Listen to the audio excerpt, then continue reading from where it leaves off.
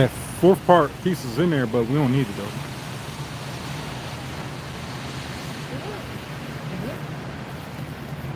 What you talking about? Huh? In here? It What? wasn't in the bag. What? Is it in that bag? What you looking for though? The fourth part. Of these connectors in here? Yeah, the one that goes on top of that one. Yeah, The red one. We don't need it. Where is it though? It should be in there.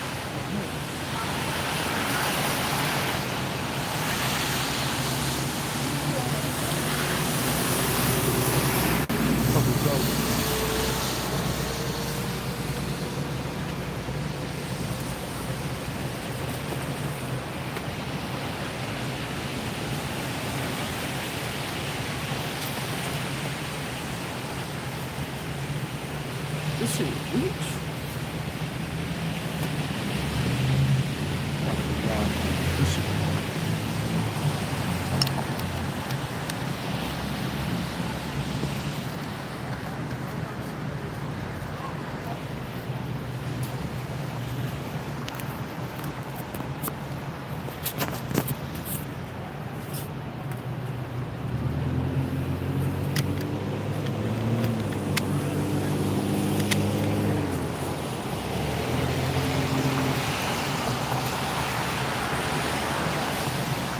I'm gonna separate this a little bit.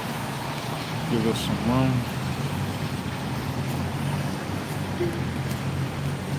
Alright. You got it?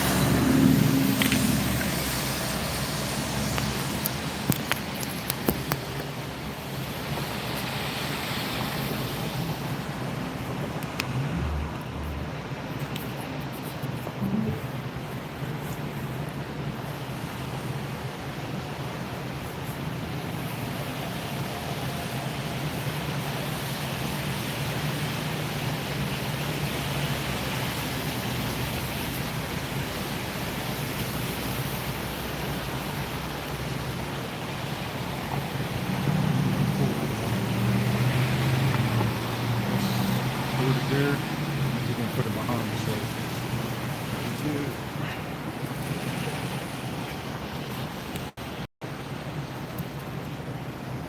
Kinda gotta get inside this.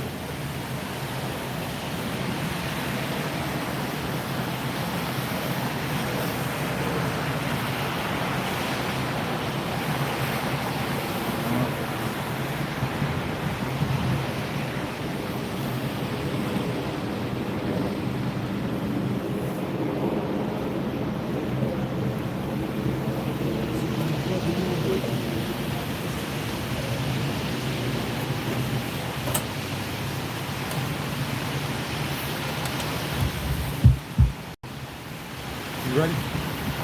All praise. All praises. All praise to the Most High God, whose true name is Yahweh, the name of Yahweh Shah, whom the world ignorantly calls Jesus Christ. We are the saints. We are the Israelites that are spoken about in the Bible and the Quran. It's important that we emphasize the Quran in Philly because the predominant of the Black and Hispanic community is Muslim. So in the Bible and the Quran, you read about God's people who are the Israelites. And y'all here to let Blacks, Hispanics, and Native Indians know that y'all are these people. Y'all are the chosen people of God who are under a covenant. And whether you're a Muslim or you're a Christian, none of that matters with God unless you start following that Torah. Start following those laws, statutes, and commandments, and instructions that he gave to your forefathers. And because we're not, our children are getting shot, we're filling up the prison houses. We're the greatest nation on this earth. at the bottom in every social economic totem pole in every city. The atrocities that happen to our people, it's a blind eye. To these nations, they give us a blind eye. Everybody's rising up for the wars going on around this world, but they won't rise up for the black and Hispanic oppression.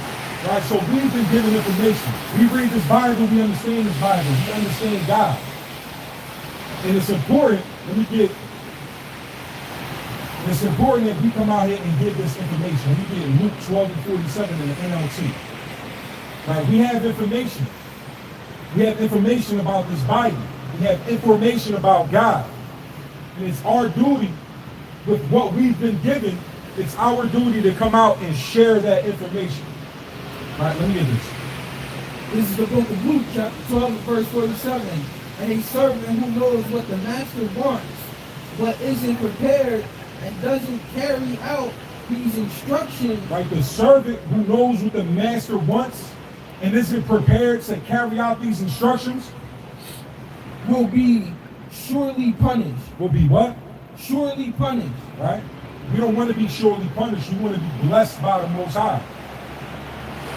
We know what the master wants, and he wants us to come out here to the highways and the hedges and teach the truth about God. Right? The master wants us to come out to the highways and hedges to the public to teach the truth about God, to teach the truth about the Bible, so that you have the true understanding of how to return back to God. You can't go off of your own understanding without reading the instructions, reading the way to do this. You can't do it on your own way. And whether you're part of the Christian church or the masjid, it hasn't been working for our community because we're missing something. We're missing the obedience. We're not being obedient to the Most High God. Right? Keep going. But someone who does not know But someone who doesn't know, like most of the world, and then does something wrong will be punished only lightly. right? So if you don't know what the Most High or what God is requiring of you, you're going to be punished, but you're only going to be punished lightly. We understand. We know what the Most High God wants from us and what he requires from us. And because we understand this, if we don't play out our part, if we don't follow these instructions, then the punishment is going to be more severe on us than it is on y'all. Keep going. When someone has been given much, much will be required in Right. return. What? In return. Right? Someone who's been given much, much is required in return. And we've been given much wisdom and understanding about this Bible, about the Quran, about God, about science, history, archaeology. And we come out here for y'all, you blacks and Hispanics, to the public, so that you can see the wisdom that we have, so that you can question, so that you can gain understanding, so that you can't say you didn't have an opportunity to learn about what God is requiring, so that you can escape these punishments that's coming. World War III is coming. Race wars is coming. You got the KKK training. You got Black Panthers popping up in Philadelphia. You got mass protests. Kingdom rising up against kingdom. Nation rising up against nation. Extraordinary weather events. All these things that's occurring. And you're going to be a part of that punishment unless you return back to the Most High. But you have to turn back to God in a way that he wants you to return. Right? Keep going. And when someone has been entrusted with much, even more will be required. Right? And someone who's been entrusted with much, even more will be required. So it's our requirement to come out here and give y'all this information that we've been given. Now let me get Proverbs 1 and 20.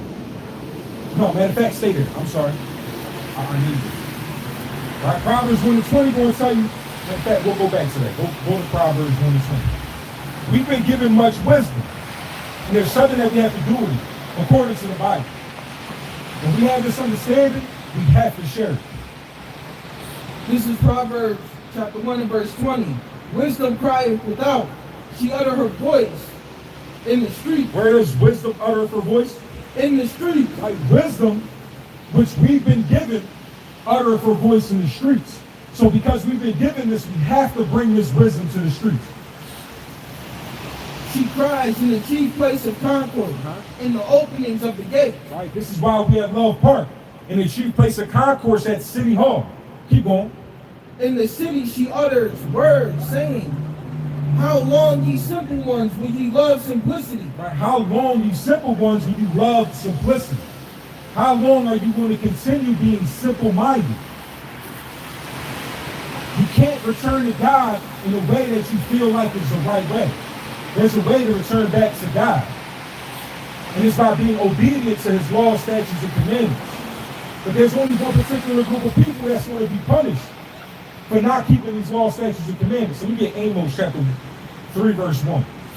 God is only punishing one people for their disobedience. He's not punishing all people. And that's why we come to these streets with this wisdom to give a warning to a particular group of people, which is blacks, Hispanics, and Native Indians.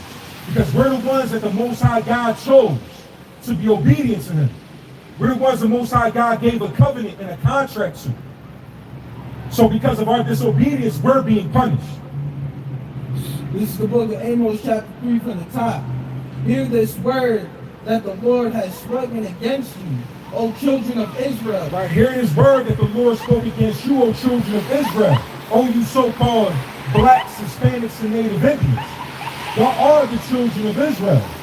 We can prove this right now to anybody that wants us to prove it. So-called black people, so-called Hispanic people, and so-called Native American people. We are the Israelites, the ethnic Israelites of the Bible. We are the children of God. And we have been given an instruction. Against the whole family which I brought up from the land of Egypt, saying, you only have I known of all the families of the earth. Right? God is saying the children of Israel, out of all the families of the earth, God only knows the children of Israel. He's only intimate with one group of people, not with all people. And this is coming out of the Bible that you Christians say that you believe. Keep on. You only have I known of all the families of the earth. Therefore I will punish you for all your iniquities. That's why you blacks and Hispanics are being punished. Y'all being deported. Y'all children are getting shot in the streets of Philly, the streets of Chicago, in New York, New Jersey. These other nations don't experience the troubles that you blacks, Hispanics, and Native Indians go through because you are the only people who God is punishing. That's why our children are getting shot. That's why our fathers and our brothers still up in prison. That's why we're the greatest people in this earth system, and we at the bottom everywhere we at. It's because it's a punishment because of our disobedience to the Most High God and his law. So go back. Let me go back to, it was Luke 12, and go back to, start at 47 again. All right? Blacks, Hispanics, and Native Indians, y'all need to turn back to the laws of God. Because y'all going to learn who God is through his judgment.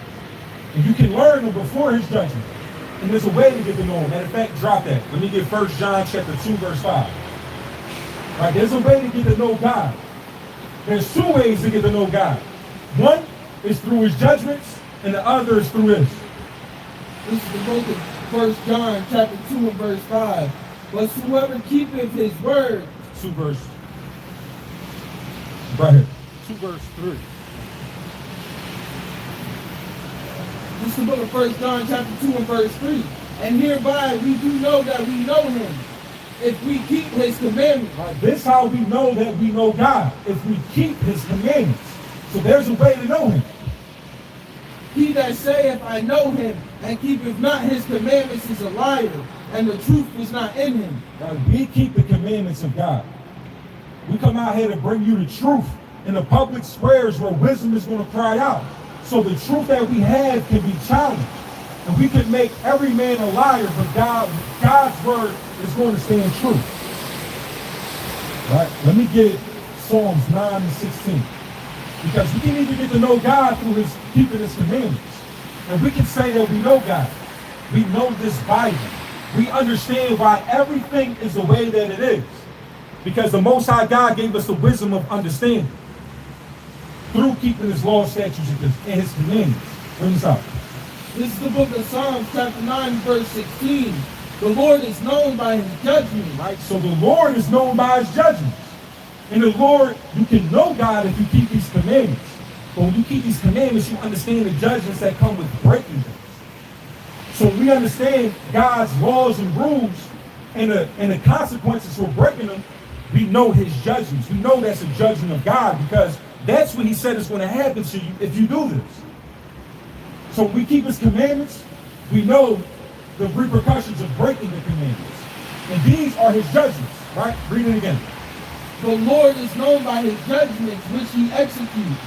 The wicked is snared in the works of his own hands. Right? That's it.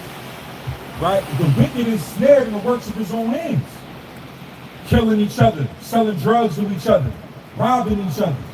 You're going to get caught in the snare of your own hands. Look at America. They're caught in the snare of their own hands. Look at the judgment that America is receiving. We're on the brink of World War III. We're on the brink of a complete dollar collapse. Race wars, famine. World War III. Look at where we at today. Every nation in this world is preparing for war, and America does not know what's coming. It's going to come like a thief in the night. Explosions where there's big gatherings. Missiles dropping from the sky. These things are going to come without warning. Nobody's going to say, the news is not going to say, listen, there's a ICBM missile coming from North Korea or China. They're not going to give you that warning. You're going to hear the great noise in the sky. And then the oxygen is going to be evaporated from explosions in the sky. Your skin is going to melt. And there's a way to avoid these judgments. For you so-called blacks, Hispanics, and Native Indians. You own it. You own it.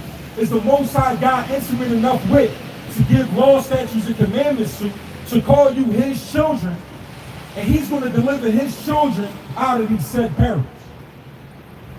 This destruction that's coming, that's promised to come. Right, so now let's go back to Luke chapter 12. You blacks, Hispanics, and Native Indians, y'all have instructions, y'all have a covenant, you have a law of God that belongs to you and nobody else, and you have to keep it.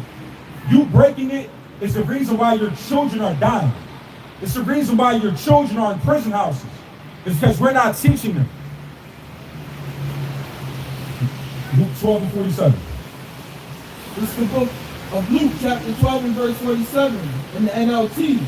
And the servant who knows what the master wants. See, but the thing says, we don't know what the servant, what the master wants. Nobody's teaching us what God wants from us. For us to call ourselves servants of God, what do we have to do to serve God? Just pray. A Muslim does that. Right? So what's the difference between Islam and Christianity? If all you got to do is pray and have faith. What makes us holy? What makes us separate? Right? Keep going. But isn't prepared and does carry out those instructions. Right? If the servant isn't prepared and carry out the instructions that the master has given him, how are you going to carry out the instructions if you don't know them? If you've never read the instructions, how are you going to build a relationship with God? Keep going. Will be severely punished. Will be what? Severely punished. Right? If you don't carry out the instructions that we've been given, we're going to be severely punished for it. If we understand the instructions, we read them. It's not hard to do. The laws of God is easier than the laws of America. Our children keep the laws of God. But you allow the church and you allow religion to lie to you and tell you that nobody's perfect and we can't do this. Right? Keep going. But someone who doesn't know and then does something wrong will be punished, but only lightly. Right? So if you don't know what the instructions of God is and you're breaking them, you're going to be punished, but you're not going to be punished as harshly as someone who knows. But we out here to let you know. We out here to let you know what it is. And you have to keep the commandments of God. You got to stop eating pork, shrimp, crab, and lobster. You got to keep the Sabbath day holy. and not cook and clean and work on this day and prepare for the Sabbath. We have to teach our children these laws, statutes, and commandments. We have to keep the Passover, the new moon, the feast of Tabernacles, the feast of trumpets, Day of Atonement, Feast of Unleavened Bread. All these are commandments and instructions of God. We're out here to let you know so that you know. And that punishment is only going to come harshly because we're out here giving you that warning. But you don't have to be punished. You can choose to turn back to the laws of God and keep it and apply it to your life. When someone has been given much, much will be required in return. Right. We've been given much wisdom and understanding by God.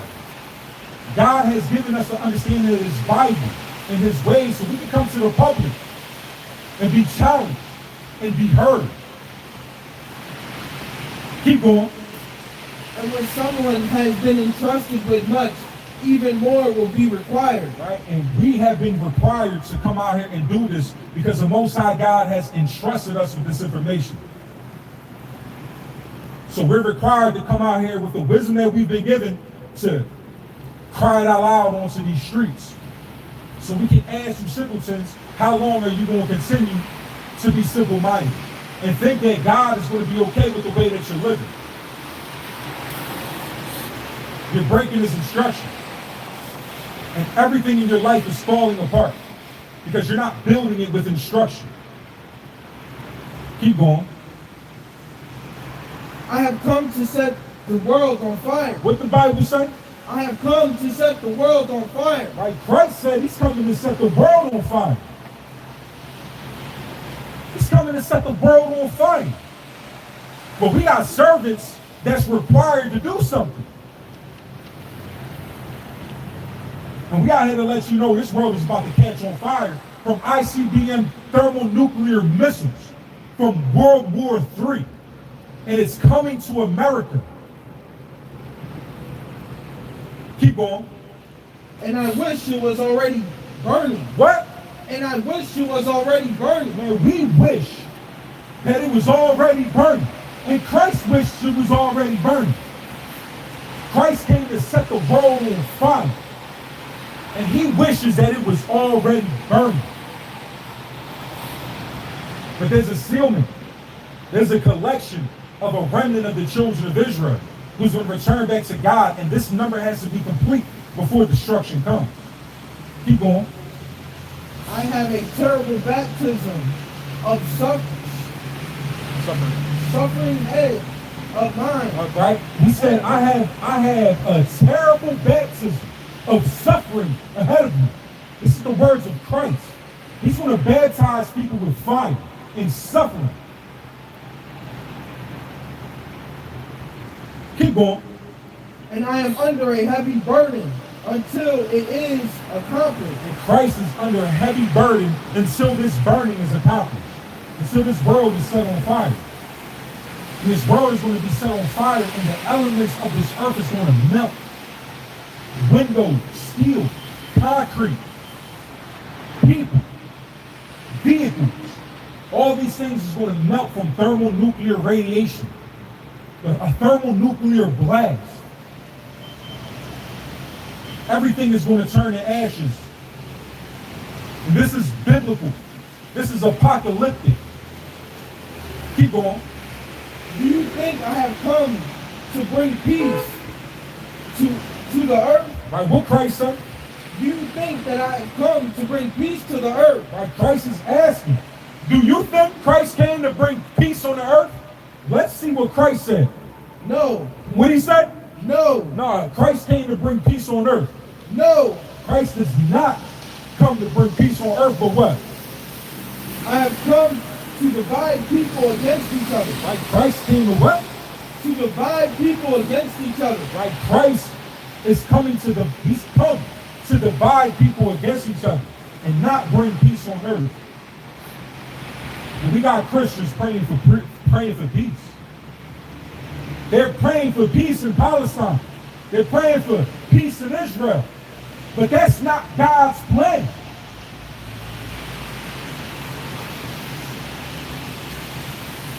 Keep going. From now on, families will be separated.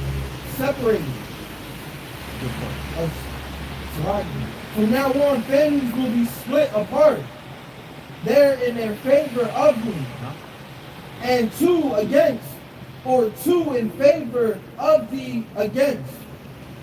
Fathers will be divided against sons, and sons against fathers, mothers against daughters, and daughters against mothers, and mother-in-law against daughter-in-law, and daughter-in-law against mother-in-law. Right? And this is what we see in the Black and Hispanic community.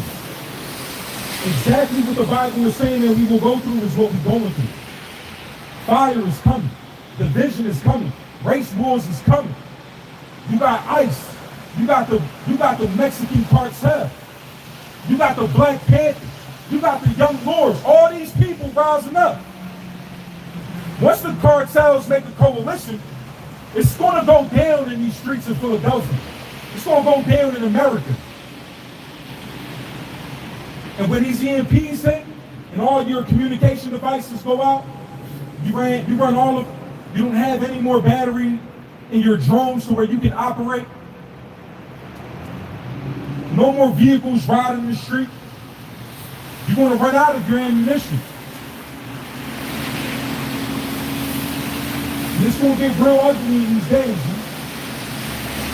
Right? So, let me see. Let me get Daniel 12 verse 1 in the NLT. Right, we are approaching these end times, and we are out here to do what God told us to do. We have a requirement. If we want to be those people that's favored by God and want our children to escape these things that's coming. Bring this out. This is the book of Daniel chapter 12 to the top, and that, in the NLT.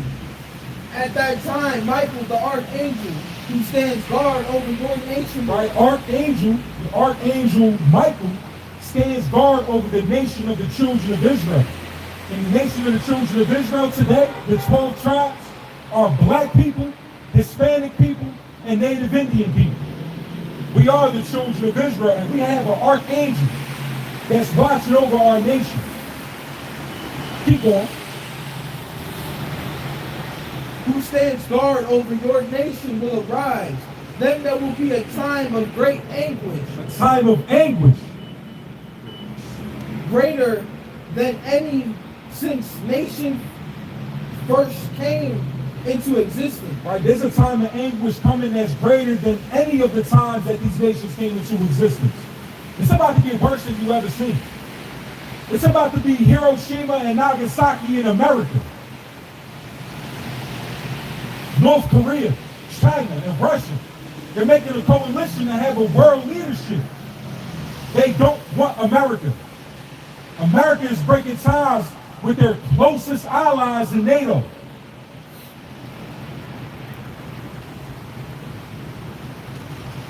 We got Donald Trump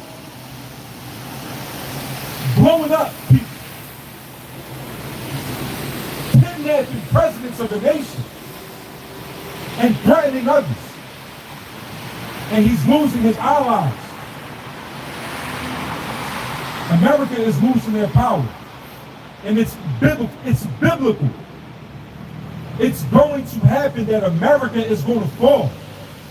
And there's only going to be one people that's going to rise from these ashes. And it's going to be the chosen of the 144,000 of the Israelites.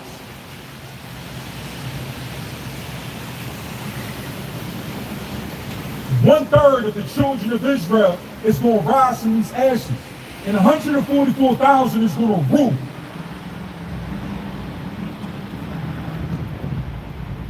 There's nothing this life has to offer when we have a promise like this. You so-called Blacks, Hispanics, and Native Indians, you'll have a promise, huh? The Most High God is promising you a kingdom, rulership over the nations. These nations as an inheritance to your family. And all we got to do is be good children and be obedient. And because we're not, instead of raising our children to be prosperous, we're burying them. Our children is filling up them prisons. Everywhere you at, everywhere you Blacks and Hispanics and Native Indians are at, y'all are being oppressed, y'all being gunned down, And y'all are being redlined in your communities. We need to be saved. And the only way we're going to be saved is through obedience. Keep going. But at that time, everyone of you people whose name is written in the book will be rescued. Right? Everyone whose name is written in the book of life is going to be rescued. But there's a job. These servants are given something. And when they're given something, much is required from them. And I hope that my family has their name on that page. But I got to earn that. And you have to earn it. You got to earn it. If you want to get paid, you got to go to work. And if we want to be rescued, if we want the promises that the Most High God gave us, then we have to be a servant and do his work. Bring this up. Many of those bodies lie burnt, dead, and burnt will rise up. Right? They're going to lie dead and burnt because he's coming with fire. And there's going to be bodies that's burnt. Keep going. And it's going to be bodies that's going to rise up, dead and alive. Some to everlasting life, and some to shame and everlasting disgrace. Right? Some is going to rise up. Some people going to be glorified from their works for being martyrs of Christ, martyrs of the Most High God and his word, and being a servant. And some are going to rise up. Everybody going to rise. And everybody's going to get judged according to their works. Keep going. Those who are wise, Those who are wise will what? will shine as bright as the sky. Right? Those who are wise is going to shine as bright as the sky. And those who are led may be righteous. Right? And those who led many to what? Those who led many to righteousness will shine like a star forever. Right? Those who lead many to righteousness will shine like the stars forever. We know what righteousness is. Let me get Deuteronomy 6:24, 6:25. We know what righteousness is. We know what God's righteousness is. We're not here to create and live on our own righteousness. God has a righteousness. And we are here to bring and give you this information in hopes that you so-called blacks, Hispanics, and Native Indians turn back to the Lord in righteousness. So that we can shine like the stars in the heavens. Because your baby's getting shot, and that's not the way to shine like the stars in the heavens. Heaven is coming on earth. Our Father in heaven, hallowed be thy name, thy kingdom come, thy will be done on earth as it is in heaven. The children don't have to die to make it to heaven. They just have to be obedient.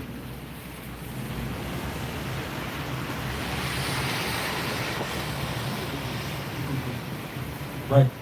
KJ. This is the book of Deuteronomy, chapter 6 and verse 25. And it shall be our righteousness. Right? It shall be our righteousness.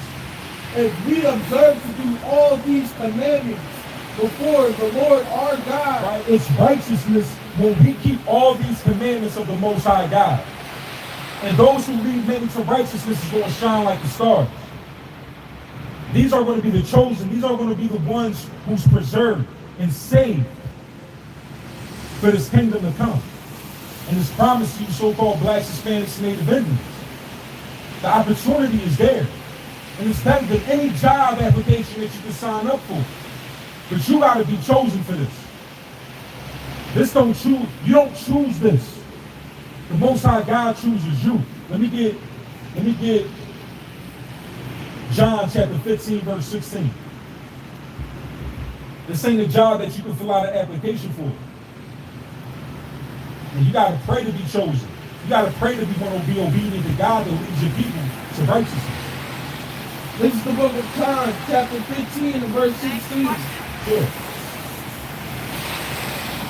What makes... So are you guys Israelites? Yes, you are. What color do you have to be Israelites? Israelites isn't a color, it's an ethnicity. It's an ethnicity, so what do you believe in? What do you mean? You're saying it's ethnicity, so Yes. ethnicity is white, black, Chinese. Nah, nobody's white. You can't go to the land of white. And there's no land of black. Nobody's black. You don't think so? No, my jacket is black. I never seen nobody the skin color the same color as my jacket. Well, African American. African American is two different continents. Yes, but I don't think I think everyone has something mixed with it, don't you think? Like nobody, you don't rarely meet, like even a person that's Latino, they might have Latino, they might be different things also too. Yeah, so we don't believe in mixing, right? Science and God doesn't teach that. Let me get numbers on. You believe in the Bible? Do I believe in the Bible? I used to be a very religious person. I studied religion, but I don't have a particular religion. I don't think Christianity or definitely think for African Americans because these are the people that enslaved us. Yeah, So why would I believe in that? And I don't think God, if it is a higher power, I don't think God is white. I don't. The Bible tells you. It's here. It says it's here. It's good. And the skin of bronze will be burned in the furnace. Right. And then if you look at where Jesus is supposed to be born in this open sea, it's like hot there. So what Caucasian? Yeah, the Jewish people that we have today, they have the highest rate of skin cancer. Yeah. So it's impossible that they were building pyramids in Egypt. Yeah. The only thing I would say with Israelites, sometimes I didn't understand it at first. It comes off as teaching racism. And I spoke to you before. I don't know if you remember me, but I remember you. Okay. I think I was right here, we were right here, and like we were talking because at that time I was homeless, and I don't believe in God now. I tried to, but I don't think that. I think Black people and Hispanic people we have the worst here in this life because it's not easy for us. We don't get a lot of grace that other people get, and I'm not racist, but I can honestly say I do not. I don't really like Caucasian. And it's from the things personally I have experienced. I know it's ignorant to say that.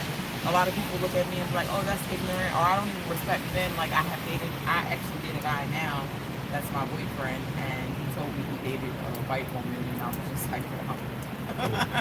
I kind of looked at him like, oh wow. And it's sad. I feel like a lot of African American men they like the opposite sex, but I feel like it's so many Latino and Black women that need leadership, and we don't have it. It's up. It's up. And I think, well, whose fault is that? It's a curse. I think it's a curse too. Like my boyfriend mom, I don't like when a lot of women be like, oh, I'm a single mom, I have to do it by myself, but I don't think it was set up to that way. So I get it, if you have to do those things, you gotta do what you gotta do. But I think God put us here, men need men and women need men too. I don't think nobody should be Men and women. But it sucks because living in this type of environment as an African American person, like growing up in poverty, you don't really see a lot of good things. And I feel like the church is scams. Like when I was homeless, do you think the church did anything for me? They wouldn't. There's the same amount of churches, liquor stores, and nothing going to work for me. And neither one of them trouble. And when I was practicing Islam, because I cover my hair, I don't fully like dress obviously like that, but I don't practice Islam anymore, but I still like some of the principles of the religion. But I couldn't even get into a shelter with my kids because I wasn't Christian. Like they said, That's like great. it is in Philly. They was like, if you're homeless, you have to be a Christian to get into certain programs. So That's the first time I've heard that. And that's great. yes, and I think the city of Philadelphia is just, I hate it. Yeah, it's the same thing as what they did. They colonized and exploited us before and forced us into this Christian religion. And they're kind of doing it with Yeah, and then when you go to something like if a woman is homeless and she goes to a shelter, some of the shelters are Christian based and Christian ran. I mean, you have to look at it like Christians and Jews, a lot of them come from money and have a lot of money. So they have more resources than we. So they're trying to tell us, oh, if we come here, you have to come here and you have to go to Bible class. And I was like, well, what if I'm Jewish, or what if I'm not, if I don't believe in what you believe in? Oh, well, you stay here, but you have to. So it puts your back against the wall with certain things. All right, so but you said that you believe in God. It's hard to believe in God. I mean, I don't do drugs. I never did a drug in my life, and I've been through so much. I grew up in the foster system. My dad is a known sex offender in Philly. I've been abused. I've been homeless, and I never did drugs. So of course I don't believe in God, because you have people out here that don't believe in God, like white people, and you have people that are in higher positions that don't have any God in them, and they're not homeless. They never like I used to think as a child was told if you face homelessness you are a drug addict, and I didn't do drugs. So you wondering why, like, these people don't believe in God, they're not being punished. We believe in God, and we're being punished, right? Absolutely. So I said, This is the book of Amos chapter 3 from the top. Hear this word that the Lord has spake against you, O children of Israel, right, God is speaking to the children of Israel. against the whole family which I brought up from the land of Egypt, saying, You only have I known It says, you only have I known, O children of Israel. of all the families of all the earth. Right. Therefore I will punish you for all your iniquity. That's why we're being punished, and we're being punished for sins. We believe in God, but we don't know how to properly serve God. And because we're not keeping the instructions that God gave us, it's impossible that we can build a real relationship with Him. So, man, when we think about this, because I'm heavily into science, right? I love science. So we can break it down to the smallest thing that that is known in the earth. It's something called an atom. You know, if you ever heard of an atom in science class? Yes. So an atom makes up of a proton, neutron, and an electron. The smallest atom that we have is hydrogen, which is a proton and one electron. Now, the protons orbit, the electrons orbit the protons in something called an electromagnetic force. Okay. So it's perfectly dialed to where it's electrically charged. A proton is positive, and an electron is negative. So like a magnet, they're automatically going to come together. Do you get along? So how? This is I ask Here's this my about idea. every religion. Okay. If it is a God, right? Why is it so separated in the world? Like obviously we know it's good and evil, but why are we so like we're taught to love our brother, love our sister, right? But how it's hard to do that when you have one group of people that are not so oppressed than the others. How can I asked my boyfriend, I said, how I don't have nothing against white people, but I just feel like say if you were a white man, I couldn't date you because we can't relate to any struggles. And I'm not saying that white people don't go through struggles, but their experience is totally different than ours. You know, they get advantage. Even if a white person is a homeless person, they're going to get more advantage because of their skin color. Me and you, we're going to have to work harder, think smarter. We're going to have so many different expectations because of our color. You're not going to have as many opportunities because of the discrimination against them. Correct. Black and Hispanic. Correct. So they won't understand it.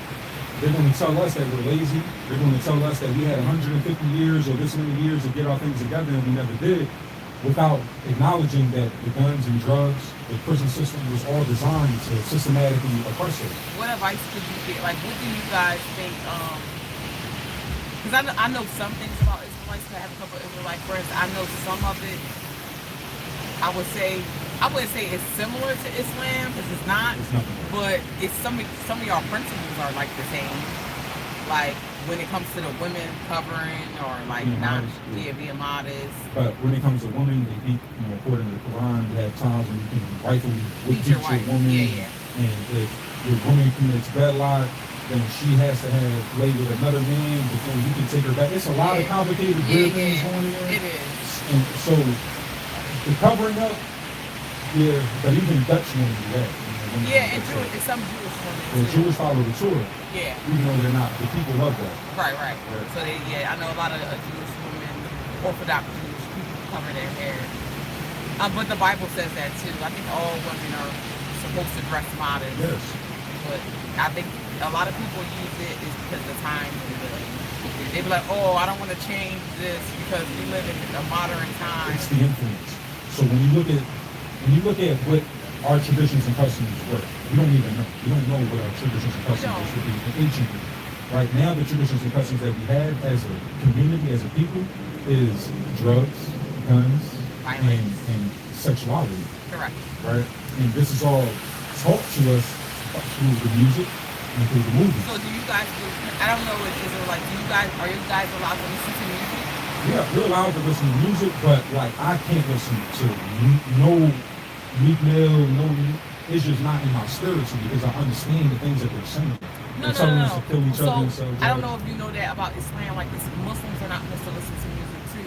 And a lot of the reasons is because of that too, because it makes your mind like it makes your mind want to do things, and it can like, say if I'm depressed and I listen to a sad song, it makes my suicide, or it can make somebody do drugs. So I listen to music, I listen to like instrumental music, like jazz and stuff. I don't listen to, obviously, drilling music, because I know the minds of it and the effects that it has on me. Even the R&B music, like it's a lot of sexual. It seduce our children, and our It children is. listen to it and they want that from it. Another big question before I leave. What about, and I need you to tell me this, an honest, straight answer, because I feel bad and I get judged a lot, but I know it's the truth. And a lot of us, we don't want to stand on the truth because the way we live in this world now. Can any religion practice homosexuality? No, God created everybody, a man to be with a woman. So how do you handle these things when you have to go, like as a woman or even as a man, when you're working in these type of environments? I mean, obviously I work in an environment where it's a lot of homosexuality.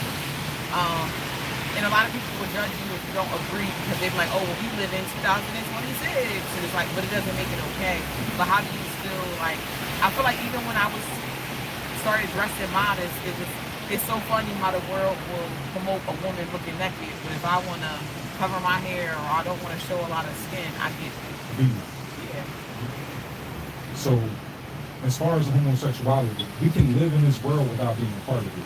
So we're part of it. It's very hard though. You're not going to say it's not hard. It's very difficult. You can live in it without sinning. Okay. Right? In order for us to know we're not sinning, we got to understand what sin is. Do you have children? Yes.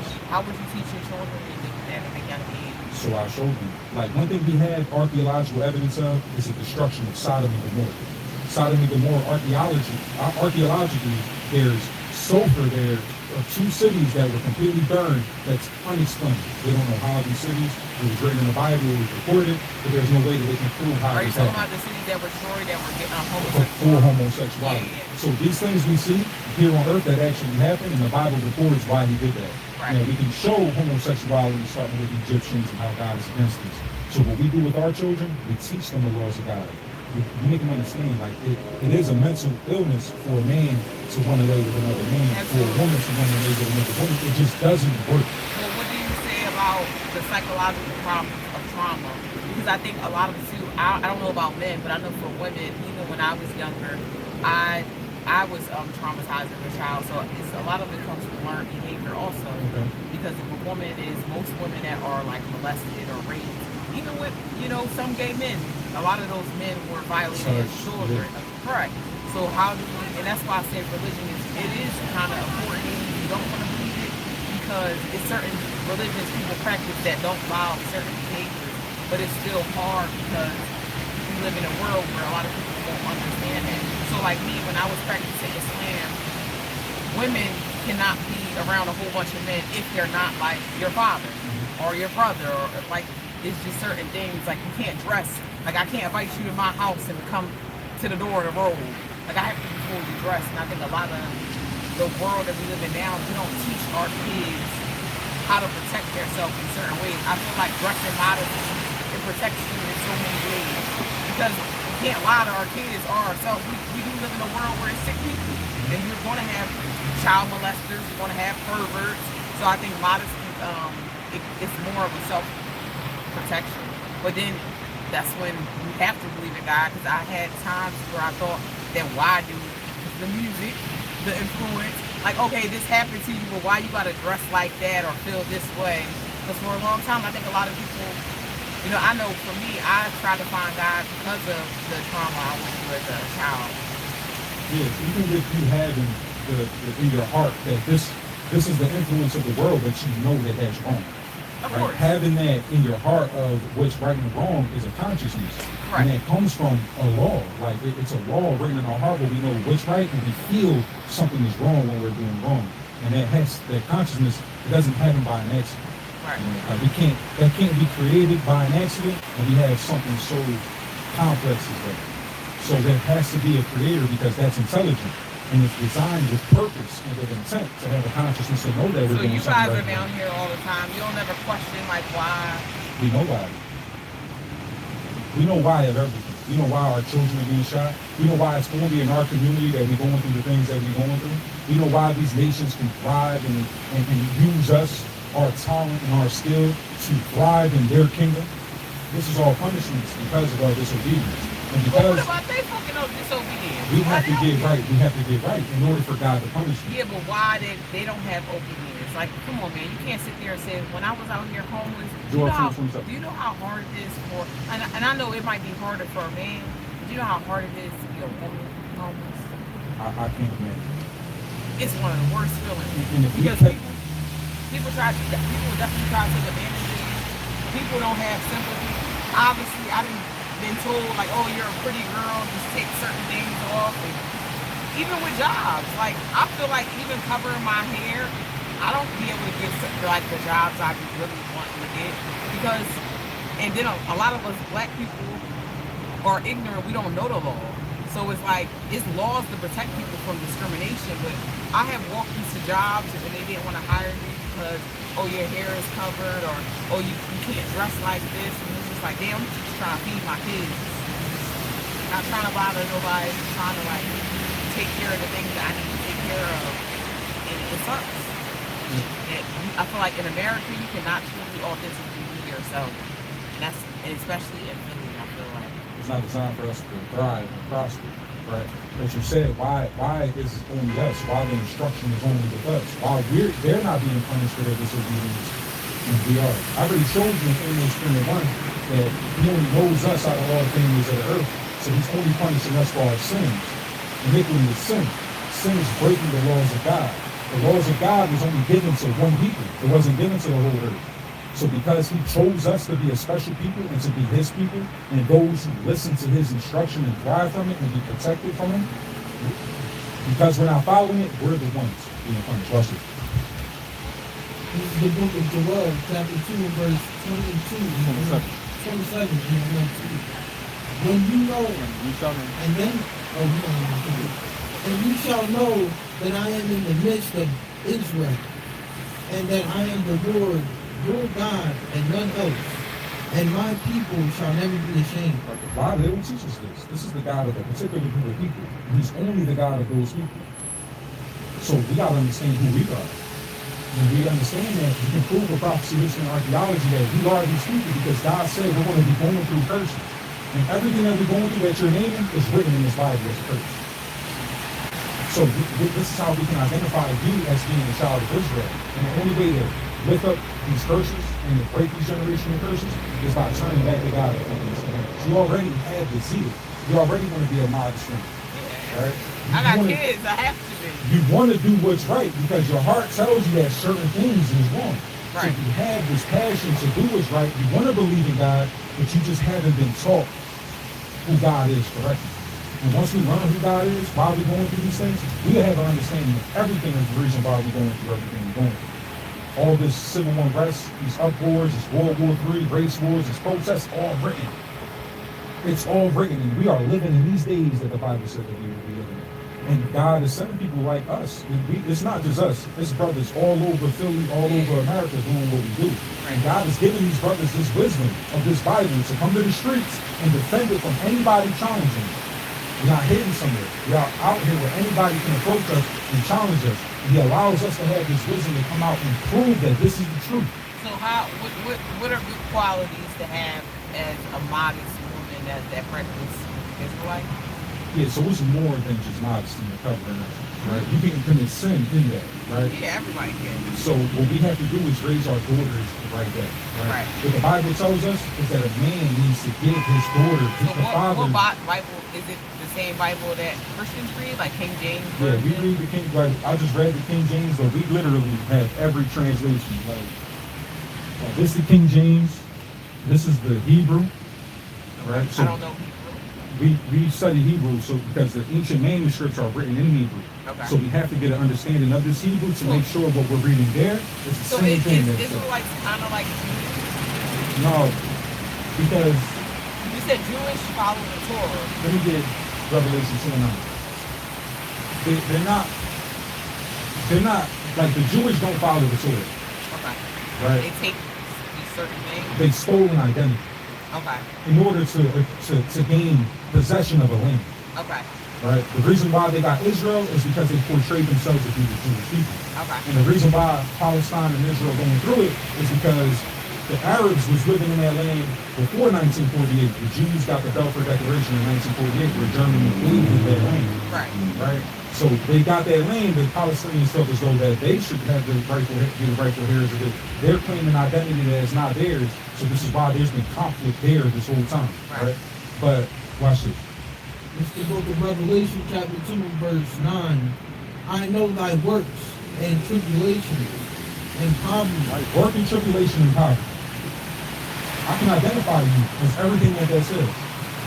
You work hard, you're going through tribulation, and even though your tribulations and hard work, you're still in poverty. Absolutely. You don't think that can make a person go crazy? Yeah. But it's a reason. No, I went crazy before. When I was homeless, I slept outside. I had family here. Nobody could take me. My kids almost got sick because I was homeless. And I never hit a drug in my life. And the Bible tells us if we're obedient and we're keeping his laws as a community, you should never be homeless. We need to take care of the widows, we need to take care of the fatherless But they children. don't. Because we're not following God, but if we did, look how much more organized and how much better the people we would be. I understand that, but Philly is like if you live in a major city, it's like living in Chicago. And you can't help everybody. You know, people gotta want to help themselves too. But it's But just the way that we see that you helping yourself is by being obedient to God, which makes it my responsibility to be there for you when you need. If this brother's homeless, we gotta get him out of that street. Right? It's a command. I for us to honestly do feel that. like even like living in Philadelphia or going through, I feel like men, like I didn't know until I became homeless, it's more homeless shelters for men than it is women. That's very sad. And I feel like they'll help people that are on drugs more than they'll help like struggling parents or struggling. And see the experience and testimony that you have, if you can couple that with the knowledge of God and you can know why we're going through these things, your testimony, there's more people going through the same thing that you're going through and it's not being spoken about. But what you have in this wisdom, with the wisdom that you have from the life that you live, I mean, I'm asking you as a teach. parent, what would you do? You had 2 kids, you I had got no 3. family, if you had no family support, nobody, just nobody, what would you do? Because I keep the laws of God, I will never be in that position. Because somebody somewhere that keep these commandments, we are well known. Once you start keeping these commandments, there's millions of people in the community that keep the laws, statutes, and commandments. And we all know each other. Everybody's live, everybody's outside doing work, and this is how we know who each other is. Now, when they see a brother like me going through it, it's my duty to make it known that a brother's in need. Or he has to make it known that I'm in need. You don't feel ashamed? Like, That's pride. oh It'll God. be pride to not allow yourself to ask for something knowing that you need it. And we can't be a prideful people. If we need it, for the sake of our children, we have to let that pride in. If it's just you and you want to live in your car, you want to live in the street, that's one thing. But when you have children with you and understanding the street and how dangerous it is in certain times of night, you got to put that pride down and say, you know what, I have to reach out for help. We don't have it. And then, like, who wants to reach out for help? I got judged from being homeless. I'm gonna give you And an I'm example. like, what the fuck? Look, Like, I went to Atlanta, it right? made me angry. It made me not believe in God. It made me try to commit suicide. And people are like, oh no, you got your kids. But it's like, I think we don't live, Philly is not a empathetic or sympathetic city. Like it's just like, oh, you got to be hard. And it's like, as a woman, I was telling my friend this, I said, I want to move from here. Because I feel like when you are a woman and you're raised in Philly, you have to be like very masculine. Because of either a lot of women here that's born and raised here has dealt with a lot of trauma or abuse or any type of, and I don't want to like live my life, I'm in my 30s now, I don't want to be like walking around angry and very like masculine. I feel like I want to be somewhere where I feel like I can at least be myself a little bit. You're not going to find that within our nation. Everywhere we at, we live in our woman is masculine. There's Philly, New York, Chicago, Detroit, Jersey, California, Texas. Everywhere we at, we are. Yes, we are. I don't think so. And it's because of what we've been taught. We've been taught that a woman should be independent, right? We've been taught that you don't need a man in the house. Exactly. The welfare and the sexual. Well, not even that. Some separated men it. are, I feel like a lot of people say this, I don't think a lot of women want to be masculine. doing. It ain't no fucking good men in here. Most of the good men are either dead, jail. It's not a lot of good men. Like, and it sucks because women have to do it by themselves, and I don't think women are good leaders. That's just my opinion. I feel like women have good qualities, but I personally, even Islam will teach you that. Like, women should be home with the kids, loving, nurturing to their children, their husband. Like, who wants, as a woman, like, and a lot of the times that's how I was homeless, because it's like, okay, I gotta pick or choose if I have to work, pick the kids up from school, like their dads are not around. So it's like I have to go out here and be the provider, but who's watching the kids?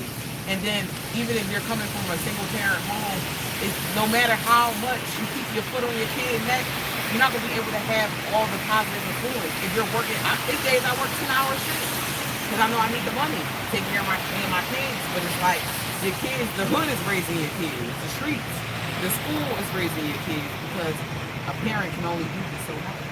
Right, and that's what we out here, because it is going to take the men of our nation to lead correctly. Yeah, I think a man should be in a household, but unfortunately, I have dated men, and I think some of the men are even lost. So We are. We have some no of the men, instructions. some of the men, they just like, all right, I go to work and be a provider. That's it. Even the women, some of the women are lost. I feel like how you teach a woman to be a woman. A lot of our black women in the community didn't have moms. Like, I came from a lot of trauma. So like, even I told my boyfriend that this morning, I was like, I had to like raise myself. And I probably did a lot of fucked up things, but I didn't have parents telling me don't do this, don't do this. Or even when I was telling me not to do it, a lot of our parents, like, I think mental health is at its biggest now because the world is so fucked up. A lot of black people, or even Hispanic people, our parents don't really teach us how to deal with mental health. It's like, get over it. Or you being a pussy, bitching about be a man, be a woman. And it's just like, no, that's not how you talk. Some people are just more sensitive too. Like, I know with me, I'm a very sensitive person because I have experienced trauma. People look at me and be like, oh, you're strong because you got through this. And I'm like, that's like telling a slave they were strong. But it's not something we want to hear. Yeah, like, oh, you're so positive and you got through this, good luck. It's like, I didn't want to be homeless. I had no fucking family that would help me out, so I had to be homeless. It's days I didn't eat. It's not because I didn't want to eat. I didn't have any money, and it's just like, yeah, I get what you're saying. Your pride has to go to the side, but it's hard when you do have, like, I know I have, I recently found out I had mental health issues. And I was telling my boyfriend it's not something I wanted. Like, I don't think anyone wants to have mental health issues. I think it's a lot of the shit that we go through. It's trauma. It's trauma, yeah. Nobody wakes up and be like, yeah, I want to have PTSD. We're literally born, it's like in our DNA. Trauma, we've been going through so many hundreds of years of trauma that it's genetically in us. Right? But look, let me get Deuteronomy 20 and 45. Like with me, I went to Atlanta to keep a holy day. And on my way to Atlanta, I lived in Texas for a while. I came back to Philly and I had tickets, right, from years ago. So when I came back to Philly, I went to Atlanta to keep a holy day. And my work truck got a boot on it from tickets from like 7 years before that. Correct. Right? And then I got the phone call that it was a boot. Then I got the phone call like an hour later that they told me right now. So on my way down there, I'm like, damn, I got to go back to Philly and get my truck. But the Bible tells us those who try to save their life will lose it, and those who lose their life and not being safe, the same shall be saved. And I felt like that was a test. Like, I'm caring more about this material thing that I can get again instead of keeping it and fulfilling the law of God by keeping this passage. So I let my truck go, and I took a loss from it. I accepted taking a loss from it. I'll get another one, right? I came back to Philly, and I'm still thinking about it, right? I want my truck back. So I go to PPA, and I didn't have the money. I spent thousands of dollars over there at Passover, so I didn't have the $1,800 to get my vehicle out the impound with all the tickets and towing fees. So I had to let my pride down. I always said I ain't asking nobody for nothing. I let my pride down. I had $200 in my hand. In 30 minutes, I had over $800 to get my car out so I can continue paying the rest of the tickets by just reaching out. I mean, I do want to be believing God, but like, this is hard because it's just like I asked myself that last night. So I'm a chef. I work in a restaurant. I don't get a lot of hours. I get paid okay, but I don't make enough to like take care of my kids. My kids live with my mom. And my mom is an older woman, and I try to get along with her, but she don't see my point. and it's very that's trauma for my children. You know, not to see their mom every confusion, not to see their mom every day. You know, I'd rather live with my mom instead of living with my boyfriend. But my mom, we don't have that good relationship. You know, but I'd rather my kids be here because I don't want them to be on the street with me. I mean, I can sleep on the street. I'm not happy to do it, but. It's in the Bible. Go to Luke 12:47. You're saying you and your mom don't have that relationship. No, my mom put me through a lot of abuse and I forgave her. Would you constantly let somebody abuse you intentionally? How would you feel? That's like this is your friend, right? Your brother. How you think he would feel or you would feel if you're constantly putting someone down? My mom let men rape me. I can't, even as an adult, I can forgive her, which I have, but still certain things I do have triggers. I'm still human. You know, I don't want to be around that. I'm a type of person, I just like to be, I spend a lot of time on myself. And I know isolation can be very bad to the mind, but I just constantly can't be around someone that's putting me down. I feel like, I was telling my friend that the other day, I feel like mental abuse is way worse than physical abuse. Because when people put you down, like, I'm very emotional, but a lot of it came from my trauma being put down all my life. So, especially when it's coming from somebody that loves you, somebody that you came out of their womb, and they're telling you legal things, you wouldn't want to surround yourself with that, because that's going to make you start to think negative things about yourself, or even maybe harming yourself. Yeah, and have your children around there, you're hoping that they're not going to talk the same things or being triggered. I mean, they are, but what can I do? If I don't have anywhere to go, is it worse to take my kids out and live in the street?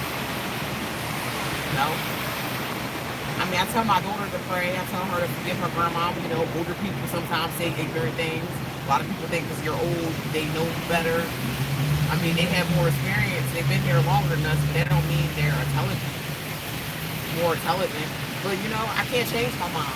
Just like she can't change me. I have to change for myself. And I didn't want my kids to be around me and watch me suffer. Because I was suffering. I had suicidal thoughts. I didn't want to have my kids anymore.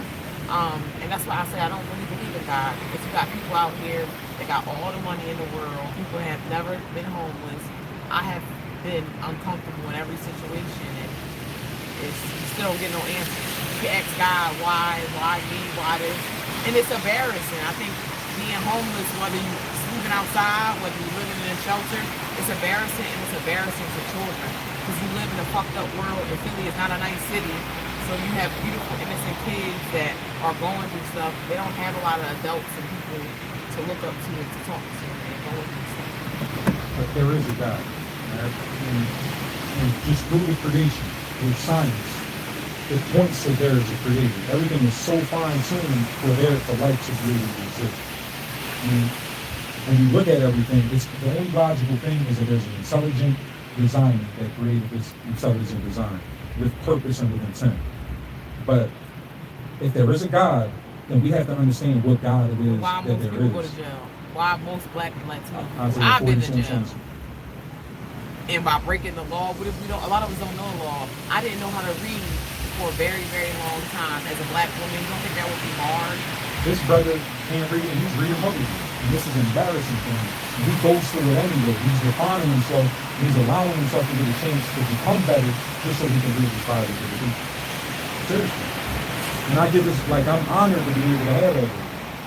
Someone who's not ashamed to do this, right?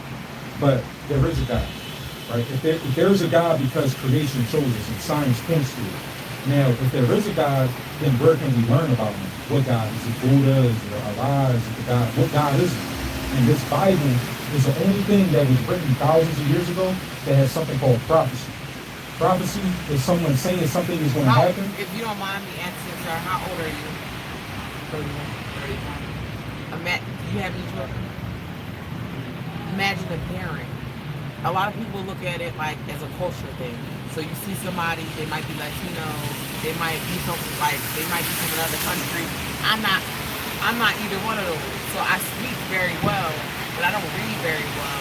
And you don't think that has put hardship on me, and it has put hardship on my children.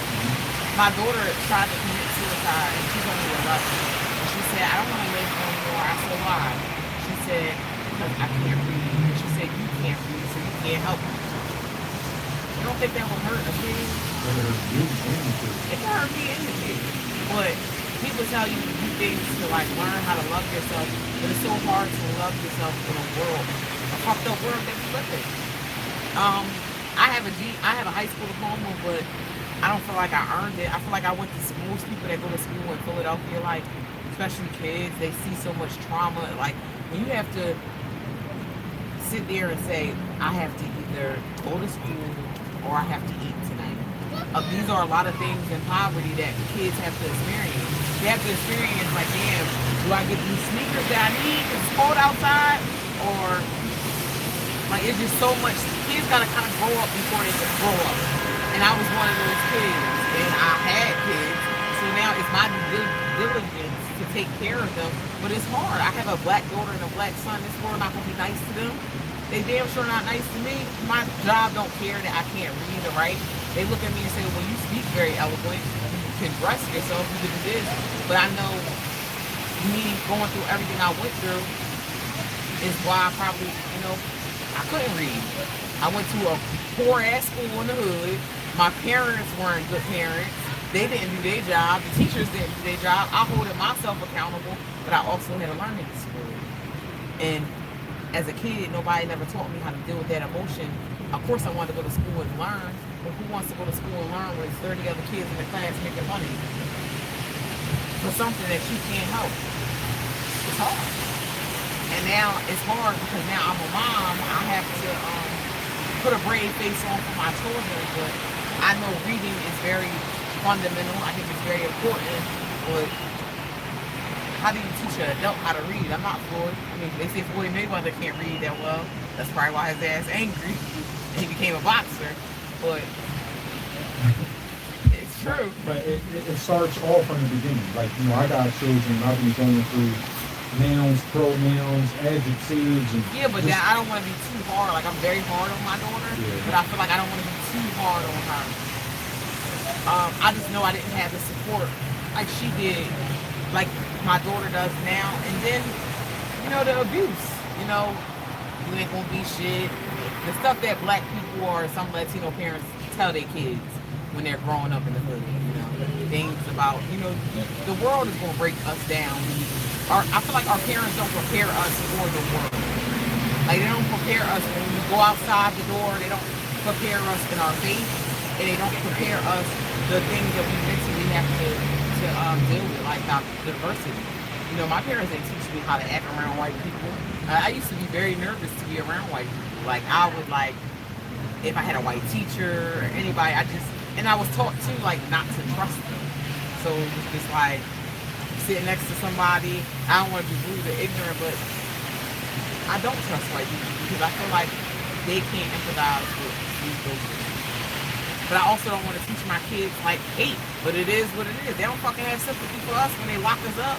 Yeah, we kind of got you because of how the world hates your children just because of how you look. Yeah. So they have to understand what it is and why they're being treated the way they're treated. But how we teach them to fight and stand up for hate. Nobody taught me how to fight. I had my son. I was pregnant in jail with my son.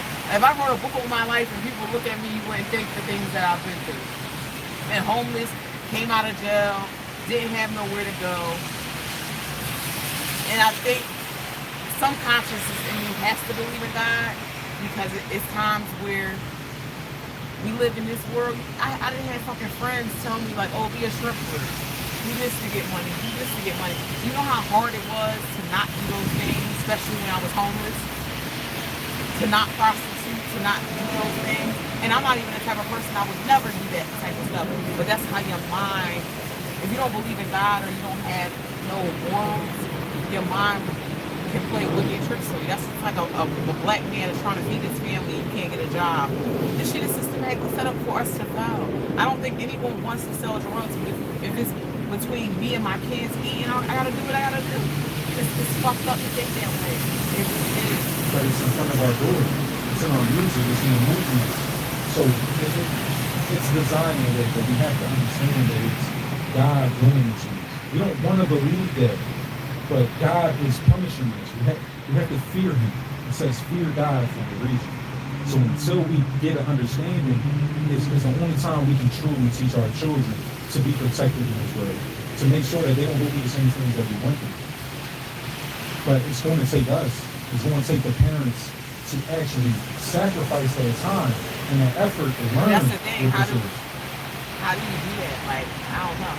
I love my kids, but sometimes I don't feel like I look at myself and I'm like, how can I be their mom? I made every bad mistake in the world.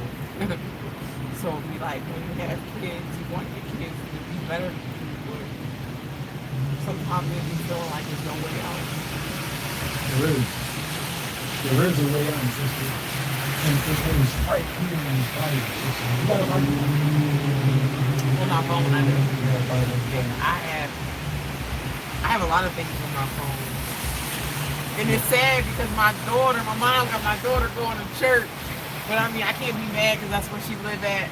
You know, my daughter has seen me. Like I said, I practiced a lot of religions. I was more into Christianity, so I was into the church when I was younger. And then I think when I got like 18,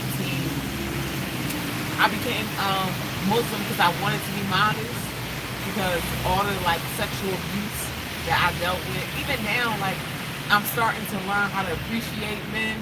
But it kind of sucks because I don't think a lot of men know their value. But I think that's why I was asking, are you allowed to be gay? Obviously, I know in every religion it says no, but I have to sit back and think, why would people become gay? And I know for me, when I was younger and I experienced those thoughts, it was because I felt safe. I don't feel safe around men. And it's sad to say that as a woman because the media and how everything's projected, like women are not protected by men, unfortunately. I don't feel like people are. there was a time when it was, but when welfare came into our community, they started taking the fathers out of the home and they started taking the value of them because now they can receive benefits if they didn't have a father in the home. And back in the day, they would come to your home and make sure there was not a With man no living men, there. I know that's crazy. They don't do that no more. They're not that extreme. But That affected us. And it started a mental way of living and a way of who you think you should be as a woman. Being Yeah. an independent woman. I don't need no man for nothing. Now, this was all learned behavior and it came from somewhere. And this homosexuality, it came I from hate white that people. because I feel like I have a son, and I realize a lot of stuff. Like I'm a deep person. Like I think of everything very, very deep. My friends be like, you shouldn't do that all the Sure. time, Oh, but it's in every cartoon. it's in every. And it's like, everything. people get mad at me because they're like, oh, you don't let your kids look at certain things. And I'm like, no, because look what it's teaching the kids. Like, a lot of cartoons teach kids about homosexuality. Even a lot of schools do too. And I feel like that shouldn't be taught. I think certain things should not be taught. Of course, we know as parents, like, these are things our kids are going to have to ignore or see in the world. But I don't think it's something that should be like In the school. It's yeah. literally flags in the school and allowing girls to come dressed up in suits as men on the LGBT. Well, what do you think I could do for my daughter? Because I feel like I homeschool my children. I can't do that. I- I don't have a home, and I can't I would love to homeschool my kids, but I we feel had like, to make that sacrifice. That's a huge sacrifice because if you're homeschooling your kids to a certain degree, somebody gotta be there to watch over them, to make sure they're doing their things. And they do. All praise is that my wife is there, and all praise is that I am able to be in my children's life because I didn't have a father and mama. Yeah, me either. So we have. So the, I didn't even see a lot of. I don't feel like I've seen a lot of positive men growing up when I was a kid. And I think a lot of just like I have some friends that are gay, and a lot of the women, and I ask them why they're gay, and the craziest thing they don't say because I like it. A lot of them say they've been hurt by men, or men have done things to them, and that's why they turned that way. So I be praying like, God, take this, because I was like that too. Like I was molested by men and women as a child. So when I grew up, I stopped caring about, like, I just started going down a slippery slope, like with myself, because Why do I want to trust, like, even the Bible, the Quran? Why do I want to have a man to lead me when most men are hurting women? Domestic violence is definitely big in Philly. In the Like, black and Hispanic community. yeah, like, men do not respect women here. They I'm respect the afraid- woman of another nation. They respect the white woman, the Asian woman, or Oh, our yeah, Arab yeah, woman. yeah, yeah. But when it comes to our own woman, we don't treat them with the same value. And y'all the most valuable woman on this earth. Y'all cook better. Y'all music, y'all dance, like everything y'all do has more flavor than any other nation of people. Yeah, I agree. And we will exalt an Asian woman as a trophy and not our own. But you said you've been in a prison. Yeah. How many Asians have you seen? Not a lot. What about Arab? Not a lot. What about East Indian with the red dot on it? Not a lot. Not a lot. How many guys? This prison little, I was like, Just one? yeah. Now we know white people there, but they there for wild stuff. Like not like the things we go through. We there because we struggle. Watch this. This is the book of Isaiah, chapter 42 and verse 22. But this is a people robbed and spoiled. Whether the people of the Bible is robbed and spoiled. You've been robbed through your language. You've been robbed through your identity. You've been robbed through your traditions and customs and your land. They are of them snared and hold. There are all of them snared and holes. The snare is a trap, and we glorify the trap. And the drugs and the guns and all this is a trap in our community. So do you talk to your kids about those things? Of course. I used to sell drugs in front of my kids. I was a dad in front of my kids. I smoked weed in front of my kids. I wanted my daughters to be judges and lawyers, and my son to be the greatest drug dealer on earth. That was the way I was raising What my changed children. your heart? The truth. I found this. I found somebody teaching this, and I fought against it. And I was like, no, that can't be that. And they showed me everything in here, and it opened my mind to Is your wife everything. Israelite? Huh? Is your wife an Israelite? Yeah. So you only Israelite people can only marry Israelite people? No, we can marry a woman outside of Israel, but it wouldn't Do y'all believe in be polygamy smart. too? We are polygamy. Not polygamy, because polygamy allows a woman to have multiple men and a man to No, have okay, multiple. yeah. So polygyny- Islam, but Islam believes in that too. Like a man can have up to 4 wives if he's able to provide for all of them and treat them all equal. Yeah, Solomon had 1,000 wives. And that's in the Bible. Yep. But why is that? This is how we build a nation. This is how we build a kingdom. Like, if I had a child with just my wife, she can only have a child once a year. But if I had 9 wives, I'm having 9 children Why? a year. And I get it.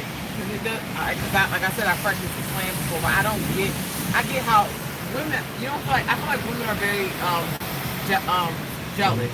It's because Very it's a westernized ideology. Yes. Before that, outside of America, every nation is polygamous. This But I don't started understand from home. why a man. So what happens like? What happens in a relationship like if a man has multiple wives, and what happens if he passes away? Is she allowed to like Yeah, she's allowed to be married. to remarry to somebody? Well, obviously it have to be somebody in that community, Now, like somebody you can that's remarry. Now, it's not if you marry a man outside of your nation, and you have a child with that man, then your child doesn't receive the promises because he's no longer an Israelite. The child won't be an Israelite because you are who your father is. That's why you carry your father's last name. That's why you carry all the characteristics of your father, even if you never met him before. yeah. Right? So science in the Bible shows that you are what your father is. So if you lay with a man outside of your nation, then they won't be the children of God. And you're going to have to expect judgment upon that child and the entirety of their nation for what Yeah, they that's did. what that. Islam believes too. So Right. when I had my kids, I was a practicing Muslim. So in Islam, they believe the same thing. It's called bathing of the bed. So pretty much like somebody that's not married, like having a baby out of wedlock. So Islamically, my uncle was telling me like obviously we live in a Western world, but like the fathers, they don't have to do nothing. The court would say they do because we live in a Western world, but Islamically, I wasn't married when I had these kids, so they're out of wedlock. So it falls on the woman responsible to take care of the children. Yeah, we don't believe that. We believe that sex is marriage. Once you lay with a woman, you made a covenant with that woman. And then you have to be there for that woman as long as you're alive and as long as you don't commit adultery. But what if it, so from now on, what advice could you give me to someone that is a single mom? I am about to, I'm moving to a different state, so I'm not going to be with the person that I'm with now, because I just feel like, as a man, I'm not asking like religious wise, I'm saying, what do you think qualities of a good woman? Because I used to always think that, like, even when I was with my daughter's father, I used to be like, I didn't have a good mom or dad. A lot of us in the black community or Latino community, we don't see good examples. So it's like, how can we become a good example if we've never seen one? That's like a guy. If a guy never has a dad, a little boy don't ever have a man around teaching him how to be a man. Like, I'm a woman, I have a son, but I can't teach my son how to be a man. It is what it is. I can teach him how to be a good man and how to respect himself and respect women and hold himself accountable to who he is, but I can't teach him how to obviously be a man. So I feel like even as a woman, what are good qualities or red flags to see in men? Because I think now it's sad to say it, a lot of the women, man, like you said, independent, strong, we don't need a man. And a lot of women are doing things that men are doing. And it's not cool, like sleeping around. Selling drugs, shooting people, they wilding out here. Yeah. So what good qualities, because I don't know how to be a good woman. I think I'm a good person. I have a good heart, but I've been like fucked over so many times. I think you I'm practicing it myself. I think you can be a good woman. And I think you want to be a good woman. I You just do. don't know the example of what a good woman is. I and don't. What that would look like. I don't. So we would need to, we have to understand, you first, you know what's right and wrong. And there's a way of what's good and what's evil. And this Bible, whether you believe it or want to accept it or not, this Bible has an instruction for everything. How to be a wife, how to be a husband, how to raise your children, how to grow plants. So is there anybody in that, you think a person that cannot read and write very well, like You on the should find third, fourth you should grade? find a man that knows, that believes in God, that fears God, and wants to lead his family correctly in a godly way, that can teach you. Ain't nobody want to do that. Why You know not? what? Because we live in a worldly world. Like, even the guy that I dated, I used to ask him, why would you want to date me? Because when I met my boyfriend that I date now, I was working, but I was this close to being homeless, and he took me into his home. He said, no, you can move with me. Save your money so you can get back on your feet and do what you got to do. I live with him now, but I don't feel like, he even said it. Like, he told me, we sit up late at night, he was like, I didn't have a dad. I don't have no good role models. Like, my boyfriend used to sell drugs, be in the street. He has a job now, but he's older and he has support. He has more family than me, and I feel like living there, it drives me crazy because I feel like I'm judged a lot because obviously I don't believe in certain things he believes in. Like, he does. He said he does believe in God. He just don't know. Like, I remember one day he asked me, "You want to go to church?" And I was like, "Yeah, I don't mind." But he does things that I don't agree with. Now I can't judge people because I'm not perfect. I know, like, you guys don't believe in certain things. I smoke nicotine. My boyfriend smokes weed. I don't like that. He might not like that I smoke cigarettes, but I feel like weed takes you out of your mind state. And I know with me, with all my trauma, I don't smoke weed or I don't drink alcohol. But I do smoke cigarettes. I ain't gonna lie. That's hard to quit. But I don't like that he smokes and he has a 16-year-old daughter and he does it in front of her. So I was like, man, I don't agree with what you're doing because I don't like that. But I try not to judge him because I do think he has qualities as a good man. He goes to work every day. He took me out of homelessness. He's been nice to me. He's been nice to my kids. When I cry at night, he's there to hold me. But I also feel, and I'm asking you as a man, because I don't want to push him away. I feel like men like women that are confident. Men don't want to be with a woman that's sitting there crying every day in her feelings. And I feel like I could push, my mental state can push him away. And I don't want to do that. Because I do care about him, but I feel like, I don't feel like he know how to lead. Like, he wants to be with me, but he doesn't know how to lead as a man because he's a mama's boy. He lived with his mom. And his mom is a hard black woman. And I feel like sometimes she's one of those women like, oh, I did it by myself. I could do it by myself. And I'm not that type of woman. I'm a little bit more emotional and softer. Like, no, I need a man. And I want a man. And she's like the opposite. So I think that's kind of like wedging us against each other. Now, if you lay with that man, that's between you and him. That's your husband. That's not my husband. And he is, because sex is marriage. And if we treated it that way, then we would be a lot less loose with who No, we- and I don't like the music he listens to. So like my boyfriend is 41. You know how you got the old heads that still kind of, you know, they want to keep up with the young people. I don't care if I was fucking homeless today or tomorrow. You would not hear me listening to no King Von, no traffic music, Exit 714. none of that stuff. Do you Alright. think I should leave him? And I'm No. asking you as a No, you gotta build with somebody. Regardless, Are if, there if you flaws? find somebody and you didn't help him build, it's not going to. But that you person found has, a man that but can that build. listen, that person has to want to build with you. This man let me come in his house and said, "Hey, get a job, save your money, and then go." But he's not wanting to go with you, and that's where I have the issue. That's like you inviting me into your home with your wife and your children and say, "Hey, we know you're homeless. We're gonna try to get you a job. You know, get you set up, and then we're gonna help you transition." He's not helping me transition. He's just like, "Hey, this is where you can stay for now, save a little bit of money." But I'm like, "Hey, I'm not getting as much hours as I would like. You know, I'm not making a lot of money." He's not at 41. Yeah, I get it. Some people have that luxury of having their parents. I don't have that luxury. I can't call my mom and say I'm starving or I have nowhere to go. She's gonna say, "Oh, well, go figure it out. Go to a shelter. Go to this way. Go sell your ass." These are the things my parents would tell me. So me looking at him as a man, I told him that. I said, "Damn, I thought you were older than me." When they say women mature faster than men. That might be true. But I think when women date men, especially men that older, we want y'all to fucking teach us something. We want you to school us, put us on game, tell us what not to do, what path to build us up. Just like as we should be building them up. But I can't be with a man that's like, oh, that's like if we're both homeless and you like, yeah, I don't know what we're gonna do. Like, and I feel like he gives me that energy. Like he tells me he loves me. He tells me he wants to grow and spend his life with me. But how are we gonna do that in your mother's group? And I don't really believe his mom liked me as much because I'm not independent like her, and I'm not walking around saying, yeah, I can do this by myself.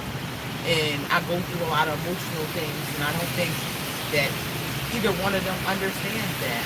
And I feel like I want to be with him, but if you're with a woman, that's like if your wife say, "Hey, babe," and y'all have a conversation, and she say, "Hey, I think living in this part of the city will be better for us because we'll be able to pay our bills. We won't have to struggle. Our kids might not have to see as much stuff."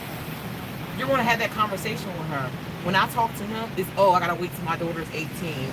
Oh, I want to stay here because my mom's house is paid off for, so all I got to do is work to pay a couple of bills." But you're not talking about me and you. You want me and you to be together and just how you treat me. If I work 2 hours away and you got a car sitting outside, it's snowing, you can't even offer me to like take me to work. I have to take a 2-hour public transportation to go to work.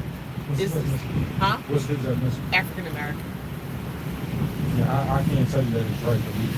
I can't tell you that it's okay to move on. I mean, you have daughters, so why wouldn't you? And if you're supposed to be my brother, I'm another human being. As a brother, I would, because you're married, nah. I'm not married to Okay, her. so what makes you married? So what makes marriage? Yes. I think honestly, I believe in. Yeah, I do believe certain things. If you having sex with somebody, obviously, and not to give you details, is this on recording? Yes. Oh God. Well, if you're sleeping with somebody unprotected, I feel like it's fair game. It's a covenant.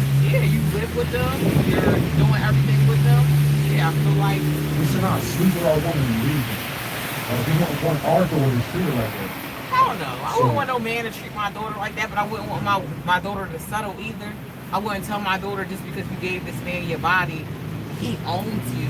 I would tell my daughter if you have a conversation with this man and this man tells you like, "Hey, I like you, I love you," but his actions are not following up, then you gotta go because you deserve more than that. And there's other men out here that will appreciate you and look at you as a value. You know, men come and go. It's sad that women gotta say stuff like that, but just like women come and go, you can find somebody that's better than me, and I can find somebody that's better than him. I do love him, but I don't want to be. Would you want to be with your wife if your wife was like struggling mentally? Like, would you be there for? Because a lot of our men, black men, are. It is, but a lot of you got to look at it. A lot of black men and Latino men, we're not taught how to go through the struggle. To be patient. Yes, we're not. We're not. See, what I as a some advice, what I would advise is you let your husband know I found out some information, and I want to learn it. And I believe you have to believe it. If you don't believe it, then you don't want to learn it. But if you believe in it, and you believe that God is real and that you're these people, and the reason why we're going through these things is because we're breaking these commandments, and you want to see how God works in your life if you keep them, then you have to give them that responsibility. At least try to. And let them know there's brothers out here that's teaching them. And since you say that you're a Christian man and you believe in God, then I think that we should give what they're teaching a try and keep these laws, statutes, and most commandments. men don't, and then I get it. Most men can't talk about their emotions, whether you black or Latino, because nobody gives a fuck about them. You know, these women out here, all they want to date men is, oh, he got money. That's the society we live in. We don't live in, so like, the things I do for the guy that I date, I pick out his clothes when he comes out from work. I cook his dinner, because I feel like I want somebody to treat me like that too. Like, women are not like that. They want to see what they can get out of a guy. And a lot of us women, we're taught to think that way. Even when I talk to his mom, she like, oh, when I was your age, I would be dating a guy. If he don't got X, Y, and Z, I'm leaving him. I'm like, damn, that's kind of fucked up. My mom just was telling my daughter that. And I told my mom this is why I can't allow you to spend quality time with my children without me or my wife here because of the things that you're teaching me. And I can't allow that. Yeah, my daughter can't be raised to think and this is that, fucked up to say, and a lot of women judge me. I would talk to a man that works at McDonald's if his mindset is right. If he has good knowledge, if he's not obviously beating me, he's not letting me starve, I would date a guy that works at McDonald's. You have so many women, they be like, ew, I wouldn't want to date no guy that works at McDonald's. Why? And then a lot of women want men to have things that they don't got. Like me saying, like, I don't have a car. My boyfriend has a car. I can't sit there and be like, oh, I ain't gonna date no guy that don't have a car. I don't fucking have a car. So why would I look down on somebody? That person is still a human. Like, because I used to question myself that, and I know I noticed I was pushing my boyfriend away. I said, why do you want to date somebody that really can't read? Why you want to date somebody that was homeless? He was like, I love you. Like, I don't see that in you. But other people in the world make me call it the fucking bum. But he doesn't. And I like that about him, but I think women go through a lot. And I'm not saying men don't either. I think men go through a lot too. But like, as a nation, we go through a lot. We go through a lot. But we don't have a lot of love either. We gotta start somewhere. Yeah. We gotta fix it. Yeah, I don't want my kids to really be around my mom. She's teaching my kids horrible things. Not even horrible things, like she's not even wise enough to say, damn, like we all seen our parents go through stuff. She's not even wise enough to say, hey, your mom's just going through things. You have to understand, when a man or a woman, when you come out of incarceration, it's not easy to just go back into society. First, your mind is fucked up still. And then where to start. You don't know where to start. You don't know where to go to call or talk to people. Because everybody that you know will call is going to lead you to the reason why you're in jail now. Exactly. Now, I went to jail for not knowing how to deal with my emotions. And now that I have kids, I still want to learn how to deal with my emotions. I have anger issues. I've been through a whole bunch of trauma, and I'm not using that as an excuse, but that is our reality. If you don't know how to deal with your emotions can get you in a lot of trouble. Listen, I've been through a lot, and I did a lot. And the lifestyle that I lived, I loved it. And I wanted my children to grow in that lifestyle. And I learned through God, I changed my life. I don't smoke weed no more. I won't sell weed no more. I dropped my cigarettes and then I hate the cigarettes. Like, I never had that kind of power to be able to let these things go. And I always wanted to let it go because spending $800 a month on weed is a lot of money. It is. Spending $300-400 a month on cigarettes, that's a lot of money. It's hard though, especially, you know what I say, diversity is hard because I've been different all my life, man. Even before I went to prison or been homeless, I've been different all my life, and I never was accepted for who I truly was. And I think that's the hardest thing, to sit in discomfort and to be different. And a lot of us, like, I don't know, it's just hard to explain. It's hard to fight when nobody taught you how to fight. These are the things that our parents are supposed to give us, and the knowledge and the wisdom before we leave the household. And they don't give us that, and that's why a lot of us, I don't want to be known as the person that went to prison a lot. And then I look at all the great people, and I'm like, damn, Malcolm X been to prison. I mean, obviously went to prison for Jesus different Christ things. been in prison. All the prophets been locked up and killed. We live the life of these fighters. But we just need to learn it, and we have to want to. And until you have that desire to, it's only when it's going to start. So you have to start with you first. And you have a husband, so you can't learn from another man. Because you want to learn from your husband, but you can learn from another woman. And Yeah, somebody but I don't wanna learn from somebody that's not my husband. And It is your husband. no, because I think I'll have to read the Bible a little bit tonight. Because I don't think certain men, if you don't know how to be a husband, I wouldn't want that person to lead me. That don't know how to like lead themselves. And I don't. If you understood that and you spent time to get to know him before you laid with him, then you would have Of avoided course, that being your of husband. course, but I'm human. Right. We all still have desires, Yeah. and you know, it is what it is. But we have to be careful from these desires. We do. We have to fight that. I agree with that, and that's why I said I'm learning now to not be like that. Because now I have kids. I wouldn't want my son to sleep with a woman just because she look good or she nice. Because she's giving it up. Yeah, I don't want him to do that. I want him to see what type of person she is. Because if we knew that I had to take care of this woman for the rest of my life, and now she's my wife when I lay with her, the man himself is going to be picky and be like, I don't know if you're someone that I want to spend the rest of my life with. So let's get to know each other first. Let's spend a year. Let's spend 6 months getting to know who each other is. Let's be friends. And let's make a vow that I'm going to spend this time to be your husband. Are you allowed not to, can a woman, because I know in Islam, I think that you have to not have to, but it's more pleasing to at least get married before you pass away. Do people have to be married? You don't have to. A woman, well, But what does you that wanna mean? have children. Because children Well, I is have blood. children already. But I'm saying, like, when it comes to, like, how do you say that word? I'm not saying it right. Yes, if you want to obviously sleep with someone, you have to, do you have to be married? Yeah, once you sleep with them, you're married. Oh, so y'all don't believe in, like, going to the courthouse? No, I don't believe the white man determines whether I'm married to a woman or not. It's a covenant and the agreement that we make together. Yeah, but legally, I don't know if I want to get married, like, legally. I'm married legally as well, but Yeah. and it's good for insurance purposes and Yeah, if you pass away. taxes and things like that. But as far as the truth about how it is, Oh, it y'all is. are very committed. I Yes, didn't we are. Ferrell was talking to y'all. we going to be out here for a little longer too. Oh, no. But it, It was great We out talking here, to you, yeah, and it is. please keep me in your prayers. what's your name? Destiny. That's all praises. Yeah, I will. And I'm I good on my journey. What 'cause I'm I'm gonna pray perfect. is that you actually look into it.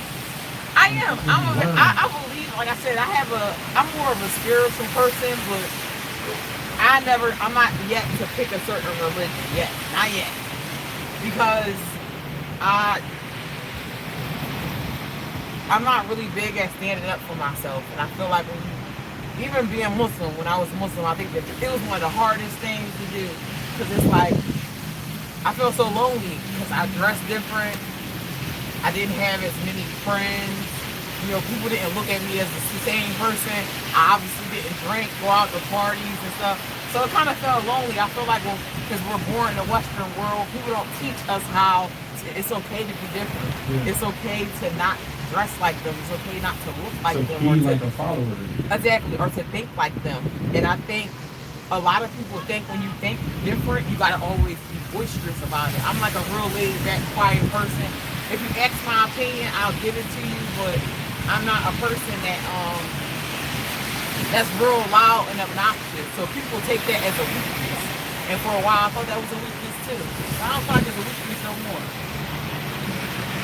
Yeah, I think you got a great spirit. It's just without understanding. I always believe in God. I've been shot. I've been shot. I've lost my children. I've been in jail more times. I've been in jail more than I've been free as a student. Oh yeah, me too. That's what I said.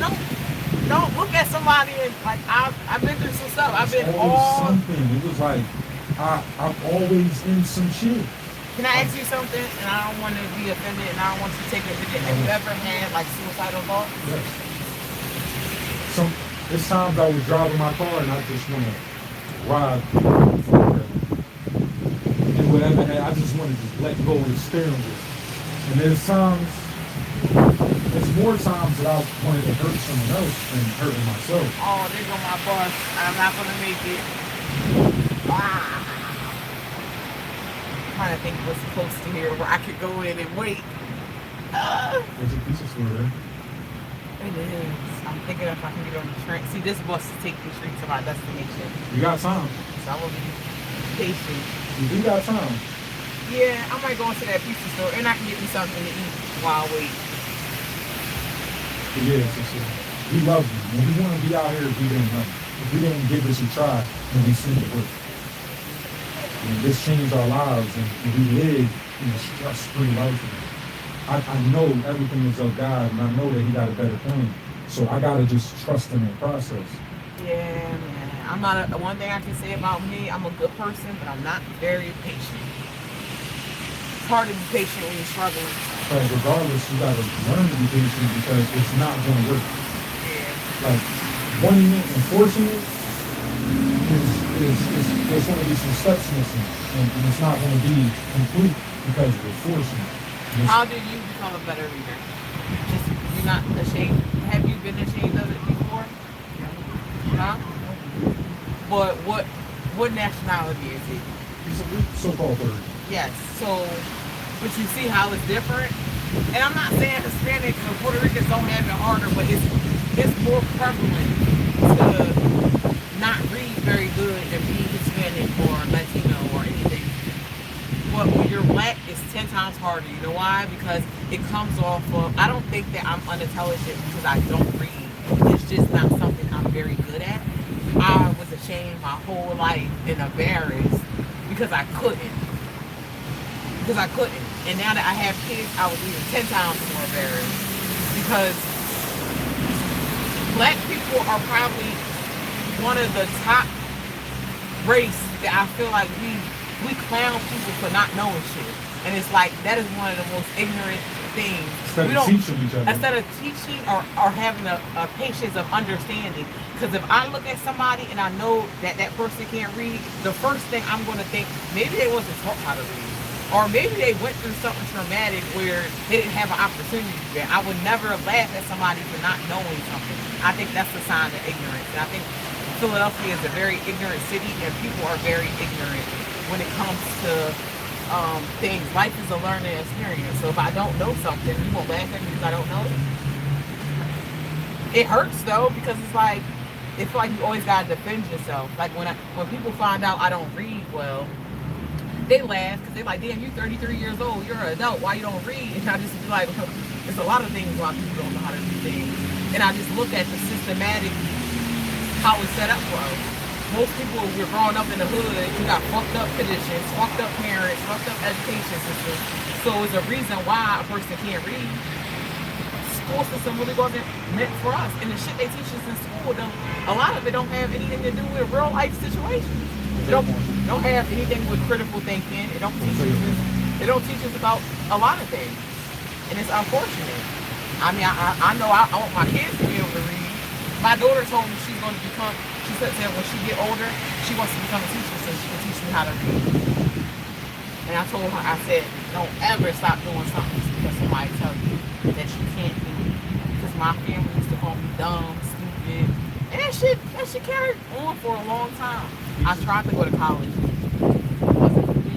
Last week, like a little more than that, we went and seen his son in New York. And his son is smart. And he was saying, like, my son's smarter than me. And, you know, that's me and my brother, they heard me to hear that too. And I know how that can affect us, you know, mentally.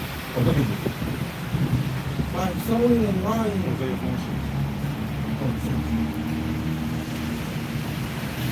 the book of Hosea chapter 4 verse 6. My people are destroyed for a lack of knowledge. Because thou reject knowledge, I will reject thee. Right? It's deeper than reading. God's saying that his people is destroyed for a lack of knowledge.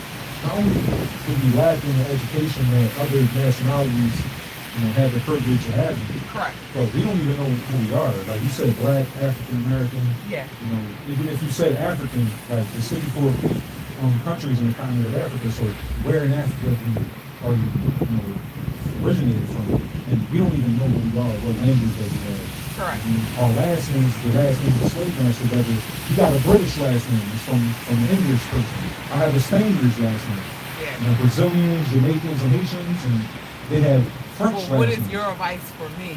What would you tell me if you were in my situation? It's like you said, you've been incarcerated. How would you take steps forward to try to get a better life for yourself and your children? But these commandments is not teaching me how to worldly take care of my kids. If I can't read to get a job, to fill out an application, bad. Do birds fill out applications? No. Because God, so you gotta just trust in God. He's going to take care of you. But he puts a man in your life or allows your husband to get a better opportunity in life so where y'all can do more. Buy a house, have a mortgage. But honestly, America's falling. Nobody gonna want. Yeah, nobody gonna want no woman that can't read. Why not? The qualities that you're talking about having hands posed and ready, cooking, being submissive and being loving and wanting to be a great wife, that's something that I look for. That's something that every man should No, want. it's a world where you ain't shit and you got money. They never know sufficient for a woman looks like. They don't put. I know people want money, and I feel like even my boyfriend told me. He said, I asked him one day. I said, "Do your mom like me?" He said she likes you. She just don't understand you. And I think a lot of people don't like me because I'm not rich, and it hurts because I still want to be like a. I know I'm a good person. How do our people get rich? Go ask me things. They sell drugs. They brag about killing each other. Yeah. Right? But I'm talking about like an average, just normal person. Like I don't want to be rich. I want to be stable. I'll say that. I want to be able to have my own financial say. I want to be able to have a roof. Like my kids, I just bought this stuff for my daughter. You don't think it makes me hurt that damn my kids gotta live with my 63-year-old mom because I don't have a place to go home to. I'm going to my boyfriend's home and there's no room for my children to be there. I feel shitty as a woman. And I have other women that make me feel shitty. Say, oh, go sell your ass. It's people out here pushing this shit. Like, oh, I'd rather go fuck a man than be homeless. And these are the thoughts that I have to think about because when your back is being put against the wall and nobody's teaching you options to get out, it's how your mind becomes corrupt. I was talking to one of Yeah, but I was talking to one of my friends. Yesterday. His name's Christian. He does the same type of work. He just moved from Texas. He's Hispanic guy. Him and his wife moved here, homeless, no help, nothing. And he even told me, he said he lives in Kensington. He came from Texas. He said, man, this is the worst city. I wish I never came here. I said, why? He said, man, I feel like I gotta sell drugs or I gotta go back to my old lifestyle just to survive now. And this is coming from somebody that's Hispanic. I'm black, so I understand his struggles, and I'm from this city. I said, yeah, man, it's fucked up. All you gotta do is just keep praying and just stay around positive people. But I did tell him to move out of Kensington because you put us in these environments and what you expect us to do? Like if I had to live down Kensington, I'm a woman that doesn't even smoke weed or drink alcohol. You don't think if I go down there, I'm like, yeah. Just by seeing that shit, it's so much diversity here. Everybody, even like last night, I was coming home from work. There was a homeless people. And the bus driver looked at me and I told him I was homeless before. And he looked at shocked. I said, man, I ain't judging these people. He said, oh, we all got choices. And I'm like, I don't look at it like that. I don't look at it like that. Because when I was homeless, like, you can't tell me, like, when you're homeless, that's when the devil really comes to you and start trying to offer you shit. Because you don't got nothing already. So it's going to try to destroy you. When I was homeless, you don't think I was thinking about, damn, I'm about to go rob this person so I can eat. And I'm a woman. But I had to become my environment because that's the type of conditions I was in. It was like, damn, I'm hungry. But it's either I'm going to starve or I'm going to do something that I know I need to feed myself. Because who won't feed me? Nobody care. And that's why I say it's hard for you to sit there and say that women should depend on men. Because some men, as we see, our world is ran by an evil fucking white man. And a lot of the shit that goes on is evilness in this world. And it's not, a lot of it is towards minorities. I don't think that women should depend on men. We need to depend on God.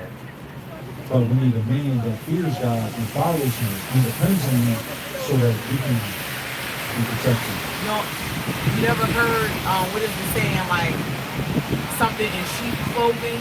Wolf and sheep's clothing. Yeah, you don't think it's a lot of men out here like that? There's a lot of women out here like that too. Yeah, but that's why it's a courting process. Yeah. Like if I wanted to be with the intimate, if I wanted to take on a second wife, I would have to know that she's willing on following God and following these instructions. Not smoking cigarettes, not eating pork, shrimp, crab, and lobster, keeping the Sabbath day, teaching our children, be willing to learn. If that woman isn't willing to understand the life that I live and wants to be a part of that, then I have the opportunity to avoid baby mama drama. Right? I have the opportunity Oh, to y'all don't eat pork either? eat pork, shrimp, crab, lobster. Oh man, you would hate where I work at then. All that. Nah, you said, do I make all that? Your job. Yeah, I work at Red Lobster as a line. Yeah, I remember that. I've been around lobster, but I never liked lobster. I never liked crawfish. It just looked like roaches to me. Yeah, I don't eat meat, so I'm more. I eat like fish, salmon and stuff, vegetables, rice. I drink a lot of smoothies, but I don't eat meat. The Bible tells us you can eat fish, but it has to have fins and scales, like salmon, whiting fish, but catfish and stuff like that. No, I don't eat all that stuff. I be telling people, my boyfriend be mad at me. I be telling him, I be like, pork is the white man. That's what the white man used to give us when we were slaves. It was never pigs in America until Christopher Columbus came over. But they love that stuff, and I hate. Yeah, black people are. One thing I can say about black people are very ignorant when it comes to food choices. And I have had black people tell me that I act white. I'm like, how do I act white? Because I want to take care of my body. It is what it is. It's just the ignorance of people, because they'll tell you, or even I'm pretty sure you being like Puerto Rican or Hispanic. Puerto Ricans and Hispanics eat a lot of pork, so a lot of them be like, oh, like it's just not something for us. And I feel like if we really read, the Bible tells us that we're not supposed to eat pork. Yeah, That'd be the craziest thing I be telling Christians. I'm like, how do y'all call yourself Christians, but y'all not even looking into y'all Bible? Like nobody's supposed to eat pork. Pork is like pigs eat their own shit. Yeah. Why do I want to eat something that will eat their own So do shit? crabs, lobster, shellfish, and all that. They eat the shit at the bottom of the ocean. Yeah, especially especially shrimp. My daughter, kids be loving shrimp too, but they're like the bottom eaters. And we had a Mexican Christian over here last week, and he said he believed in God. We went through the Bible. The Bible says to keep the commandments. He agrees that we have to keep the commandments. I went to pork. He said, oh, no, I'm not going to stop eating pork. Yeah, that's where they lost me. Yeah. That's where my boyfriend, certain people lose me. When you can't give up a certain food that says we're not even supposed to eat it. Scientifically, we get gout, we get diabetes. Pork alone, it has a lot of major health issues. Right. And doctors say you got to stop eating pork. When you get to a point at a certain age, when you're going through certain health issues, the doctors will tell us that you got to stop eating. We won't stop because God says so, but we'll stop because the doctor says so. Yeah, it's fucked up. But it was nice talking to you guys. It's a pleasure. Hopefully I'll see y'all again. I'm going to go get over here so I can get on this warm bus when it does come. All right, that's when you like. All right, we're going to throw a prayer out to you. Love you too. All praise to the Most High. We come out here to have conversations with our people, man. Because if you're not out here at least giving some information and dropping the seed about who God is and what He's requiring from us, then how can anybody know? How can we know that we're sinning if we don't know what sin is? How can we know what the laws of God is if nobody's explaining that this is what God's instructions is? And because of the trauma and the things that we go through in our life, a lot of our people don't even believe in God. But that's why it's important to understand science and these kind of things.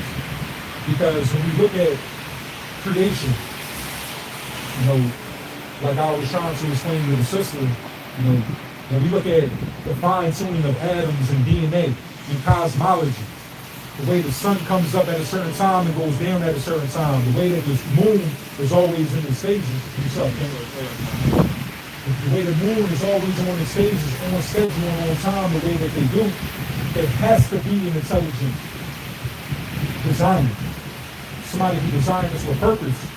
The sun is a perfect distance away from the earth so we can have the living conditions that we have, so that earth is habitable. So we look at the fine-tuning of the universe and things like this when it's related to science. It's only one logical way to say that there is a God, right? It's created with intent, it's created with purpose. It's created perfect. And if anything was too strong or too weak, then everything would fall apart. Right? What you got? Isaiah 4:6. So first, we gotta believe in God. If we don't have a solid belief, people say I believe in God, and the first thing we ask is what you believe about God, and they don't know. It's hard for somebody to give us a reason on why they believe in God. Now, we believe in God because we understand science directs to a creator, to an intelligent designer. Not only that, but if there's a God, then which God is it, right? Is it the God that anybody serves? And how do I find which God is a true and living God? What we have is something called the Bible. The Bible gives us a written record of our ancestors, of the people of the ancient times. And the people of the ancient times had visions. These visions are called prophecies because they dreamed and had a vision that something was going to come to pass, and it actually came to pass in the exact way that this prophet prophesied. And we see this throughout the entirety of the Bible. We see prophecies. And there's many prophecies, almost all of the prophecies that came to pass. And there's only but a few that are left. Right? Let me get Baruch 2:30. Right? And the last prophecies that we have, like the mark of the beast, like race wars, World War III, the 7 vials where people won't have the blisters and the sun is going to go dark and all these things. The waters is the fish is all going to be dying in the salt water and the plain water. The Nile River, the Euphrates River being dried up. All these prophecies that the Bible is speaking about in these end times, we see coming to pass. It's happening in an order to where these things are being fulfilled. So when we look at science, when we understand cosmology, when we understand fine-tuning with atoms and DNA, we understand that the universe had a beginning. There was a creation. The reason why we have space and time is because we have the universe. Time exists because we have a beginning of when the universe was created. So something that created space and time has to be outside of space and time. And this is the Most High God. There is a creator because we have intelligent designs with purpose and with intent. So understanding that, and then reading this Bible and seeing prophecies, and the prophecy of saying something's going to happen and it comes to pass, this can only be a divine vision. This can only be done by a higher power that's allowing you to see into the future. This is why we believe in God. Not only that, because of our personal experiences as well. God, the Most High God, put us through things to where it's only God that could have got us out of these situations. Right? This sister, she knows what's right and wrong. Everybody has a feeling of what's right and wrong. But if there wasn't a God, if there wasn't a consciousness, right? If there wasn't a fear of some kind of judgment, then nobody would have this consciousness of something they're doing is wrong. Or this is the right way to do it. This comes from a higher power. This comes from somebody who created a law, who instilled it within our heart to where we feel like this is wrong. We follow laws of what's right and wrong. It might be to our own interpretation, which might be really wrong, because of the way we was raised, that we thought it was right. But the Most High God gave us instructions so that we know what's right and wrong. Right? So, not only do we follow a law within our heart, this consciousness, but everything in this earth all follows laws of nature. Laws of nature is naturally created. But if there's a law that all of nature, like atoms and DNA, is all following, if the sun and the moon and the stars, the clouds, the seasons, the rain, if these are all laws of nature, then there is a lawgiver. Laws don't just exist. Somebody implements these laws to the things that was created, follows the way that the creator wants them to move, how they want them to behave, right? So bring this up. It's the book of Baruch, chapter 2 and verse 30. So I know that they would not hear me, because it is a stiff-necked people, but in the land of their captivity they shall remember themselves. So not only do we got prophecy that's saying the things that came to pass and it actually happened, most of the prophecies of this Bible did come to pass. But the Bible is prophesying that there's going to be a time that there's going to be a people in captivity and they're going to remember who they are. And you so-called blacks, Hispanics, and Native Indians, you're not black. You're not African American, Cuban, Colombian. Your natural language is not English, Spanish, French, or Portuguese.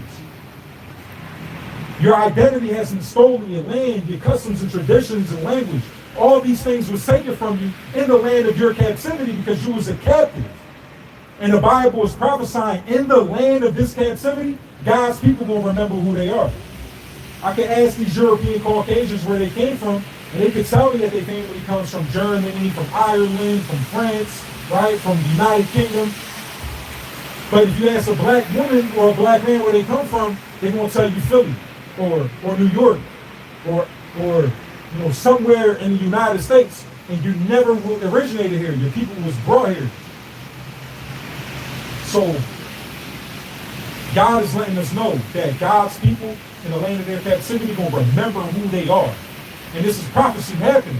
So if we see everything that's created intelligently with a purpose and with an intent, and then we read a Bible that was inspired by the Holy Spirit of God, so write down these things of history and prophecies, and we see these prophecies come to pass in the order of events that God gave the visions to these people with, and then God saying that his people's going to remember who they are in the land of their captivity, and these things coming to pass.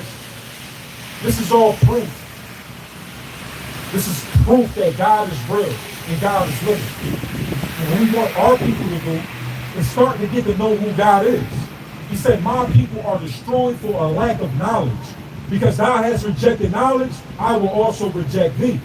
Because we're not learning who God is, who we are, what God wants from us, and applying it to our life and living it out, God has forgotten us. And that's why the sister can live through experience and be like, why they don't believe in God and they're not going to punishments. Why we believe in God and we being punished. It's because we believe in God and it's not according to knowledge. Because we reject knowledge. We reject how to serve God. What it looks like to be a servant. What it looks like to be a child. What it looks like to be obedient to God. Because we reject this information and knowledge, God is rejecting us as a nation. You blacks, Hispanics, and Native Indians. That's why, a land that was stolen by the #1 immigrants on the earth can implement laws and send out task force to determine who's an immigrant on this land. And allow a task force to gun people down and racially discriminate on people because the color of their skin or because they look like they're Hispanic. These things is all happening because God forgot us because we forgot him. So he has abandoned us. But all we got to do, just like your mom and dad, just as your child, if your child wants to come back home and is willing on following the rules of the house, then you're going to allow your child to come back. And it's the same thing with God. But you got to be for real. You got to be sincere about being committed and faithful to the Most High. And that's the only time when he's going to not reject you. Right, keep on that. Read Hosea 4:6 again.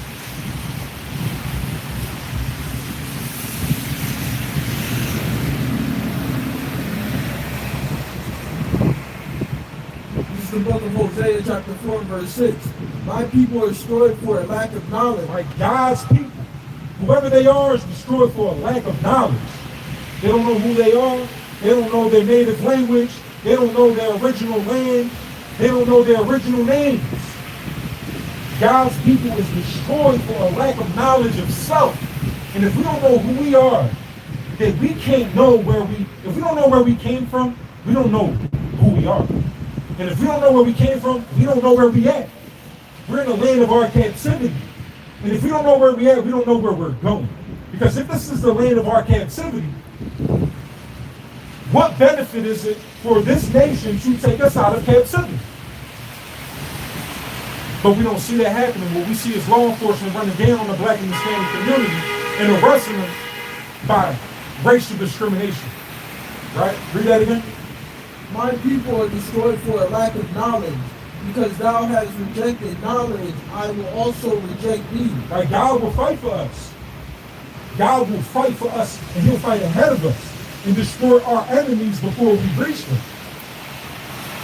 But God has abandoned us because we abandoned him, right? That thou shalt be no priest to me, seeing thou hast forgotten the laws of thy God. Because we forgot the laws of God, what God said. I will also forget thy He children. will what? I will also forget thy children. All right, we can't even spend time with our children. Right? There's mothers that have to leave their children at somebody's house because God is not fighting for you because of our disobedience. Because he made a promise. If we reject knowledge, if we forget these laws of God, he's going to forget our kids. Now, what we got to do is we got to look at what kids is forgotten. That woman's kids is forgotten, man. They're being taught incorrectly. This is the children of our nation. Our children being gunned down. Our children is facing adult life sentences. We don't see this happening because even through this woman's witness, why are they not going through it? Why we the ones going through it? This is why I don't believe in God. But this is why we should believe in God. It's because we're the only people going through what God said you will go through. And there's only one people that will go through it. This proves that we are these children, and this proves that God truly exists. What that time saying, sir? Like 2:05. Listen, man. It's only going to work. It's only going to work when we learn. We have to understand why. Why are we going through this? Why are we in this position? And it's not just you specifically. It's your nation. All of your people as a black and a brown people. We have to ask why. What happened? Let me get Jeremiah 17:4. What happened? What caused this? This has to be a divine power that's putting these curses and putting a particular people in a certain condition in the ghettos, in the hood, with drugs and guns and sexuality fulfilling and perverting the minds of our boys and girls. Why is it only us? And why is it not affecting Asians? Why is it not affecting East Indians? Why is it not affecting these other nations? Bring us up. This is the book of Jeremiah, chapter 17 and verse 4. And thou even thyself shalt discontinue from thy heritage that I have given thee. Like God said, you are going to discontinue from the heritage that I gave you. So we're not going to know who we are. We're not going to understand our native languages, our true identity. Because God is going to take this from us. And I will cause thee to serve thine enemies in a land which thou knowest not. Right? God is going to make us serve our enemies in a land that we never knew. And America was a land without anybody living here. The native Indians came over here from Israel, from Arsharif, like the Bible records. All life started in Africa. So there was a time when nobody dwelt in the land of America. And the native Indians, there was a time when they came and started occupying this land. This is a land that we didn't know. And in this land that we don't know, blacks, Hispanics, and native Indians, we're serving our enemies. White people didn't know this land of America. They discovered it. But they're not serving their enemies in this land. Arabs never knew this land, but they can come over here as refugees. They can come over here on their own free will. They're not a captive in this land. They're not serving their enemies. Asians, East Indians. This isn't describing these people. But the people that this is describing through history and archaeology, we can see, can only be black and Hispanic and Native Indian people. They're going to serve in another nation. They're going to serve their enemies in a land that they don't know. For ye have kindled a fire in mine anger, which shall burn forever. Right? So we got to go back. We got to go before slavery. This is all they teach who we are. When Christopher Columbus colonized America, all of a sudden, we learned about the native Indians from that point on. Black people came from the western shores of Africa. That's all the information that they give. They don't give us no information prior to those times. He said that we would forget this. We're going to forget our heritage. And we're going to serve our enemies in the land that we don't know. And the reason this is because we angered God. We angered God. What did we do to piss God off? What did we do? Let me get Daniel 9 and 11.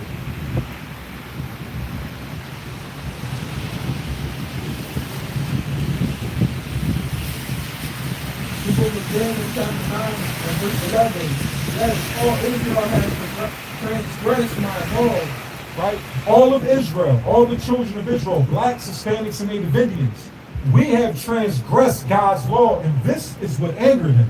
This is why we lost our heritage. Even by departing, that they might not obey thy voice. Therefore, the curse is poured upon us, and the oath that is written in the laws of Moses, the servant of God. Right? Therefore, because we disobeyed God, there's a curse put upon us. And a part of this curse is us losing our identity, us losing our land, us losing our language, us being oppressed, us being redlined and gunned down. Keep on. Written in the laws of Moses. Right? All these curses that God put upon us is written in the Bible. We can go to the Bible and see the curses that the people of God will be going through. The servant of God, because we have sinned against him. Because we have sinned against him. Now go to Deuteronomy 28 and 45. Because this is the laws of Moses, and these are the curses. Go to verse 15, 28 and 15. These are the curses that this is implying. All of the children of Israel has transgressed the laws of God. Therefore, the curses are put upon them, not upon everybody on this earth. Because the law, the service of God wasn't given to everybody on the earth. The service of God was given to the children of Israel. But because we're special, because we're holy to God, and we're disobeying him and acting like other nations, acting like this is a right thing, that God made a covenant with us and with us alone, therefore he put curses on us. And that's why we bury our children. That's why the white people, they don't got 50 shots in their community. That's why Chinese people, we can go to Chinatown and they got their own banks. They got their own police station. They got their own fire station. These Arabs got their own oil. These Arabs got their own communities. These East Indians can come to America and live deliciously.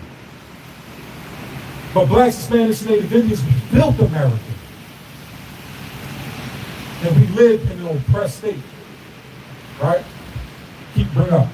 This is the book of Deuteronomy, chapter 28 and verse 15. But it shall come to pass, if thou wilt not hearken unto the voice of the Lord thy God, to observe to do all his commandments and his statutes which I command you this day, all these curses will come upon thee and overtake thee. Because we don't listen to God, just like how Daniel 9 and 11 said. None of Israel kept the laws of God, and we sinned against them, so all these curses that's written in the laws of Moses has come upon us. And we're reading in the law of Moses that these are curses that's put upon us. And every one of these curses, blacks and Hispanics is going through. Our children being shot. Right? We're gunning each other down. Go to 45. We're losing our identity. Go to 36. Salaki. Right? Because he said we will lose our heritage, and that is a curse. 37.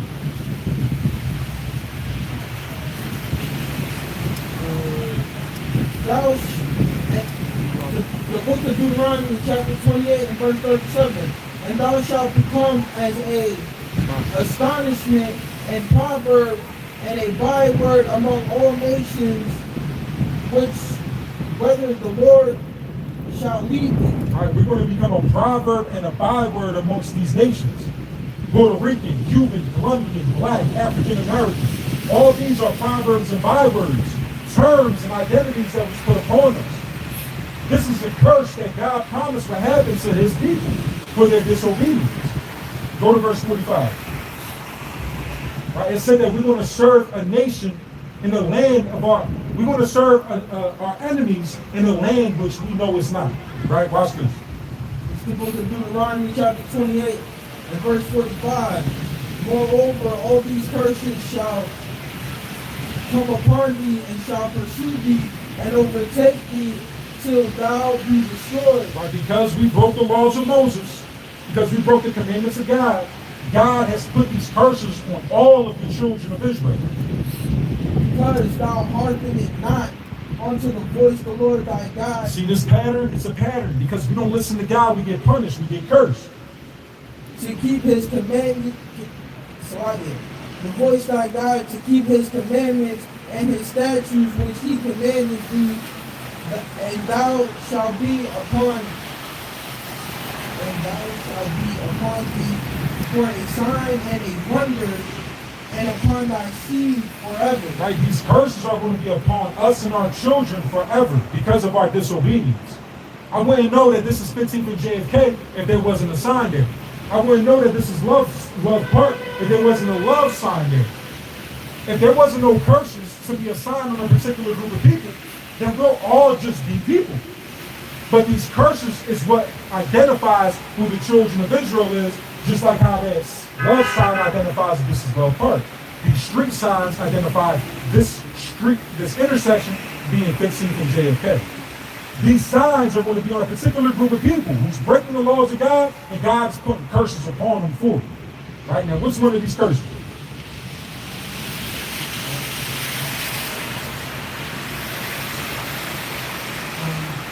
Therefore,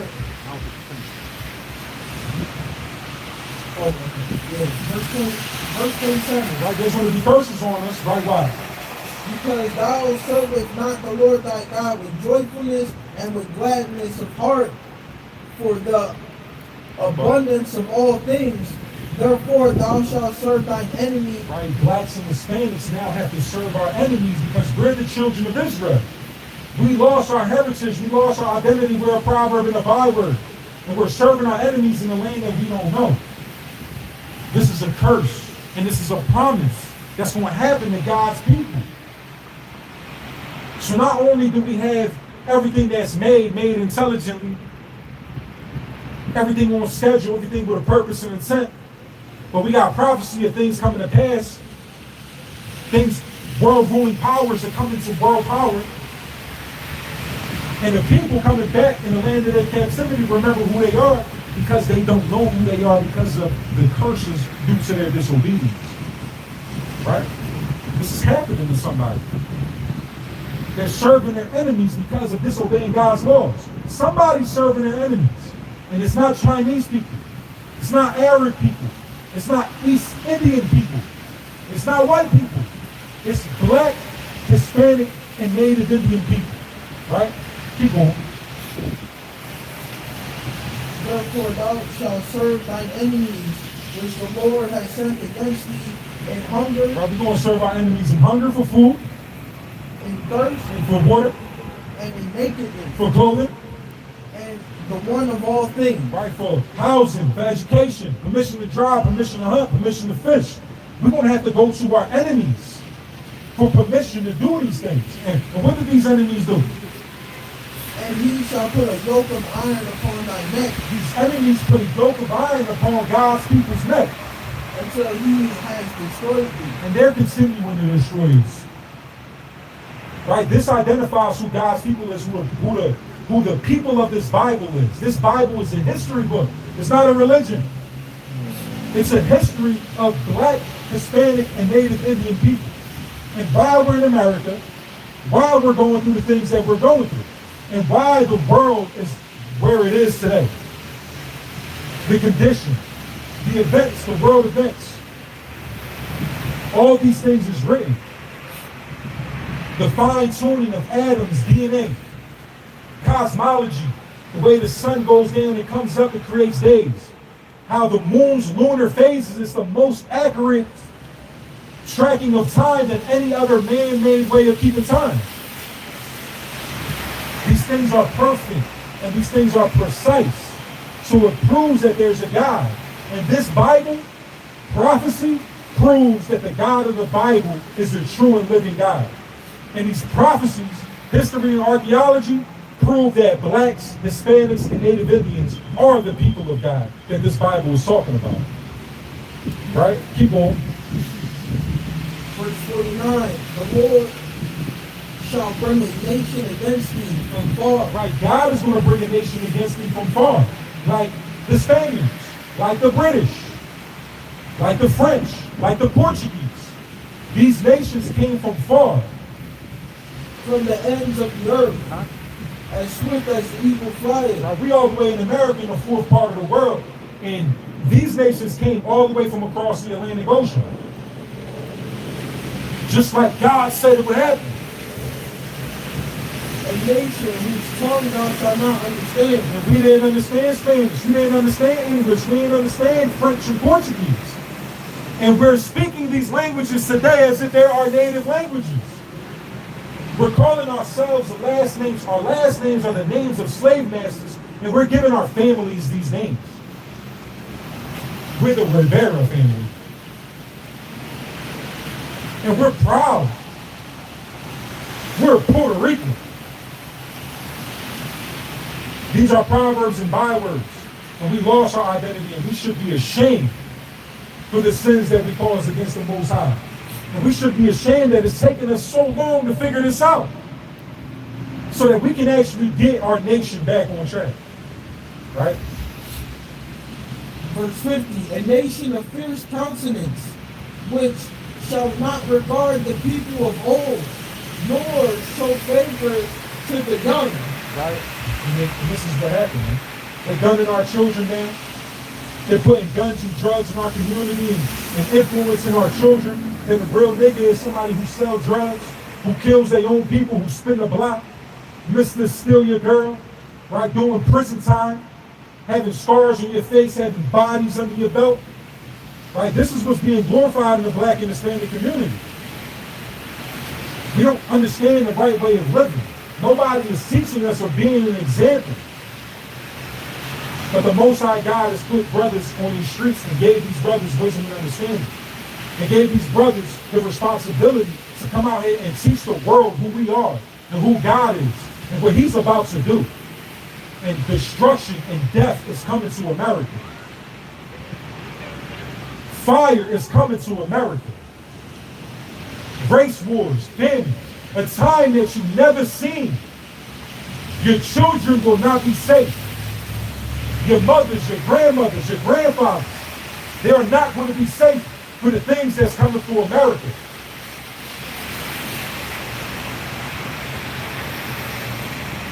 Let me get Psalms chapter 34, verse 7. There's only one way of protection, man. There's only one way to avoid this World War III, to avoid these 50 shots on the block that's hitting our 7-year-old daughters. There's only one way for protection. It ain't your bulletproof vest. It ain't your 5.56s. It ain't 911. Bring it out. This is the book of Psalms, chapter 34, verse 7. So, the angel of the Lord encampeth around about them that fear him and delivereth them. Right? The angels of God encampeth around those who fear him. And these angels will deliver you out of these troubles. But if you fear God, you have to fear God for the judgments that come from being disobedient, from breaking his law, statutes, and commandments. That's why we fear God. Because if I slip and I break God's laws, then there's a judgment that's coming behind that. And I better repent, lest I perish. And this fear keeps us in line. This fear keeps us faithful and obedient. And when we fear the Lord, when we are faithful and obedient to him, he's going to put angels around us. There's atoms, man. Atoms is the building block of life that you cannot see. You cannot see an atom. But millions and billions of atoms combined together, we can see buildings, we can see organs, we can see humans. An atom, something you cannot see, creates everything that we see, including the things that we don't, like oxygen. So things that we see is created by things that we have never seen before. And these angels we don't see, but they there. And there's many of blacks, Hispanics, and Native Indians who live this Philly life that understand that God has got us out of the situation. Listen, I was 16 years old when I got shot. 45 ACP on the left side of my ribs, and it still lodged in the right side of my ribs. It missed my lungs, my heart, and my spine by centimeters. I'm not paralyzed. This can only be through the will of God, and it's a warning. And not everybody gets the same warning, man. So I treat this like it's my last chance. As the same as all you so-called blacks, Hispanics, and Native Indians need to do. You y'all had many chances. And every chance you had, you say that if I get out of this, I'm going to do right. And you never fulfilled that promise. And it's time, as blacks, Hispanics, and Native Indians, that we start fulfilling this promise to God. Because we owe it to our children. We owe it to our children so that they can have angels encamping around them and deliver them out of times of trouble when we can't be there to protect them. There's a way out. There's a way. They're just not teaching us because they don't want blacks, Hispanics, and Native Indians in rulership.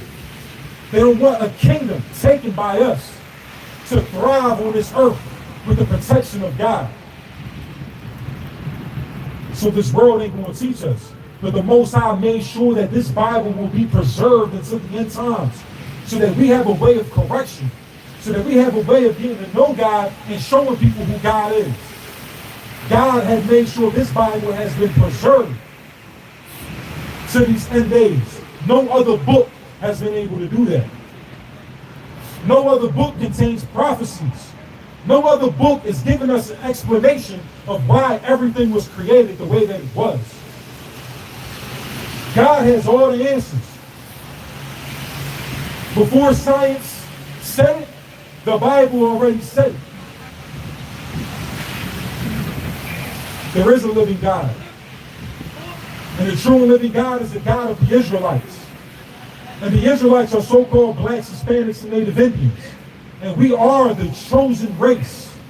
We are the supreme beings over all nations on this earth. Because God created us that way.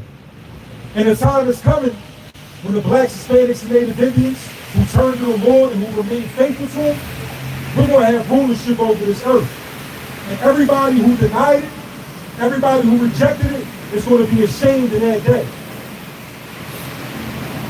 Death is coming to America. War is coming.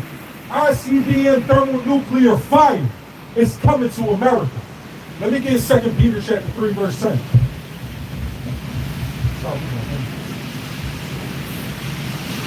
And ain't nobody safe. But his servants shall eat. Hang on. This is the book of 2 Peter, chapter 3, and verse 10. But in the, Read it in NLT. In the NLT, but in the day of the Lord will come as unexpectedly as a thief. Right, the day of the Lord is going to come unexpectedly like a thief. There ain't going to be no warnings. There ain't going to be no, destruction coming tomorrow. You better get right today. No, we don't know which destruction is coming. So you better get right today. Then the heavens will pass away with a terrible noise. Right, what happens with an ICBM thermonuclear missile? It explodes in the air. Then it sucks up all the oxygen. And it burns the elements. Read that part again. Then the heavens will pass away with a terrible noise. Right, the heavens is going to pass away with a terrible noise. Y'all be hearing lately them jets flying over Philadelphia? Right? It be shaking your house. That's how it's going to sound when it's a thermonuclear missile coming. It's going to come with a terrible noise, and it's going to shake the foundation of the earth until it explodes and really shakes the foundation of the earth. And the very elements themselves will disappear in fire. Right? The elements is going to disappear in fire. That steel, concrete, glass, human flesh is going to disappear in fire. And the earth and everything on it will be found to deserve judgment. Right? Everything in earth, right, is going to be found to deserve judgment because we are here giving a warning. God has laws and instructions and wants you to be obedient. And because you reject this knowledge and reject obedience, there's a judgment coming. And if you don't repent, and if you don't follow the laws of God, then you deserve this fire that's going to melt you and your family. That's what the Bible says. Since everything around us is going to be destroyed like this, Right? Everything is going to be destroyed like Terminator. Everything going to be destroyed like this. what holy and godly lives you should live. Right? Knowing that these things going to be melted in fire. What holy and godly lives should we live? Man? Let go of the pork. Let go of that shrimp, crab, and lobster. These things you're holding on to, that's going to get you put to death. These things you're holding on to, you're going to wish you let go of it. You're going to wish that, man, that's all I had to do. That's all I had to do was let go of some of the foods I was eating. Let go of these cigarettes, let go of this weed. Stop working on the Sabbath. Start being more faithful to the Lord and faithful to your job. Follow his instructions. Fearing the Lord, fearing his judgments, teaching your children. There's so many laws in this Bible that we need to keep. And we're not going to perfect ourselves in keeping them until we learn them. Keep going. Looking forward to the day of God. It says, looking forward to the day of God. It's coming like a thief in the night. It's going to be a great noise in the heavens. It's going to melt everything with fire. Looking forward to this. And hurrying it along. And what? And hurrying it along. And hurrying it along. We are out here in hopes that we are hurrying this along. We are out here in hopes that this system has some faith as of a mustard seed and opens her Bible and reads it knowing that this Bible is speaking about her people and understanding these laws that's written in it and God giving her this understanding and allowing her to be faithful and turning to the Lord so that, Lord willing, we hurrying up destruction. Christ coming like a thief in the night. And he's coming with fire. Not teddy bears, not crosses, right? Not Christian gatherings where everybody's giving Thanksgiving. Y'all celebrate Thanksgiving for the things that y'all have and then trample over each other on Black Friday for the things you don't have. Y'all killing each other. Y'all fighting each other in stores the day after Thanksgiving. After giving thanks for the things that you have. And then fighting and running people over for the things that you don't have. It's not godly. And if you start implementing these ways of God into your life and stop acting like these little things that you're doing should be enough, it's not. Because it's not biblical and it's not godly. And you need to understand what is. So we can be biblical and godly. You can live a biblical life.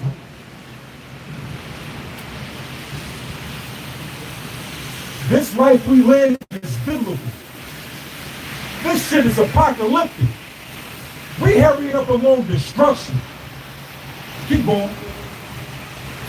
He will set the heavens on fire. Keep going what? He will set the heavens on fire. Listen, man, the heaven's going to be on fire. A thermonuclear ICBM missile explodes in the air. It explodes before it hits the ground. And it rains fire on us. And it melts everything.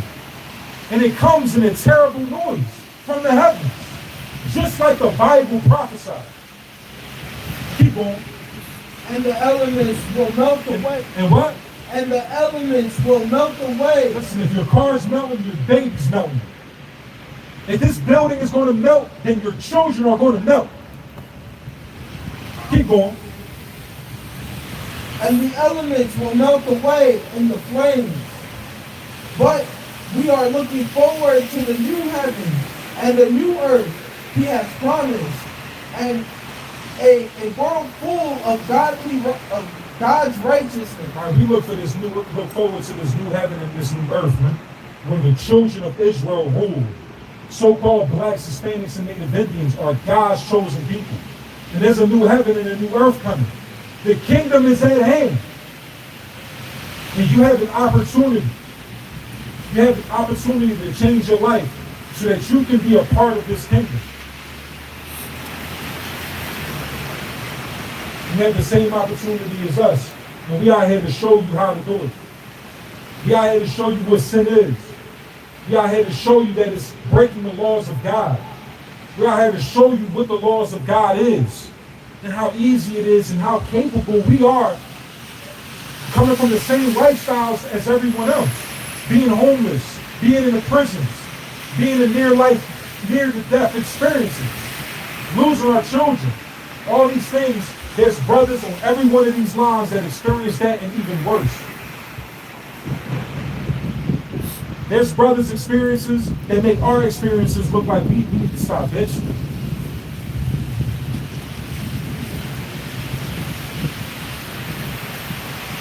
There's a real and living God. His name is Yahweh. And he's the God of the children of Israel. These so-called blacks, Hispanics, and Native Indians. And he loves you. And he wants to save you. And he loves you so much that he made you instructions on how to live. And if you break these instructions, it's not good for you. But if you keep them, it should be for your own good. We out here to give you a warning, man. Death coming. Death and destruction is coming for America. It's a fine line of fucking around and finding out. And when he comes to the Lord, he's known by his judgment. And if you don't get right, you're going to fuck around and find out. So with that, Paul thought with that for you, how about Shimmer my Skak Al Rashad? I'm a walk for the ball. Walk like a ball.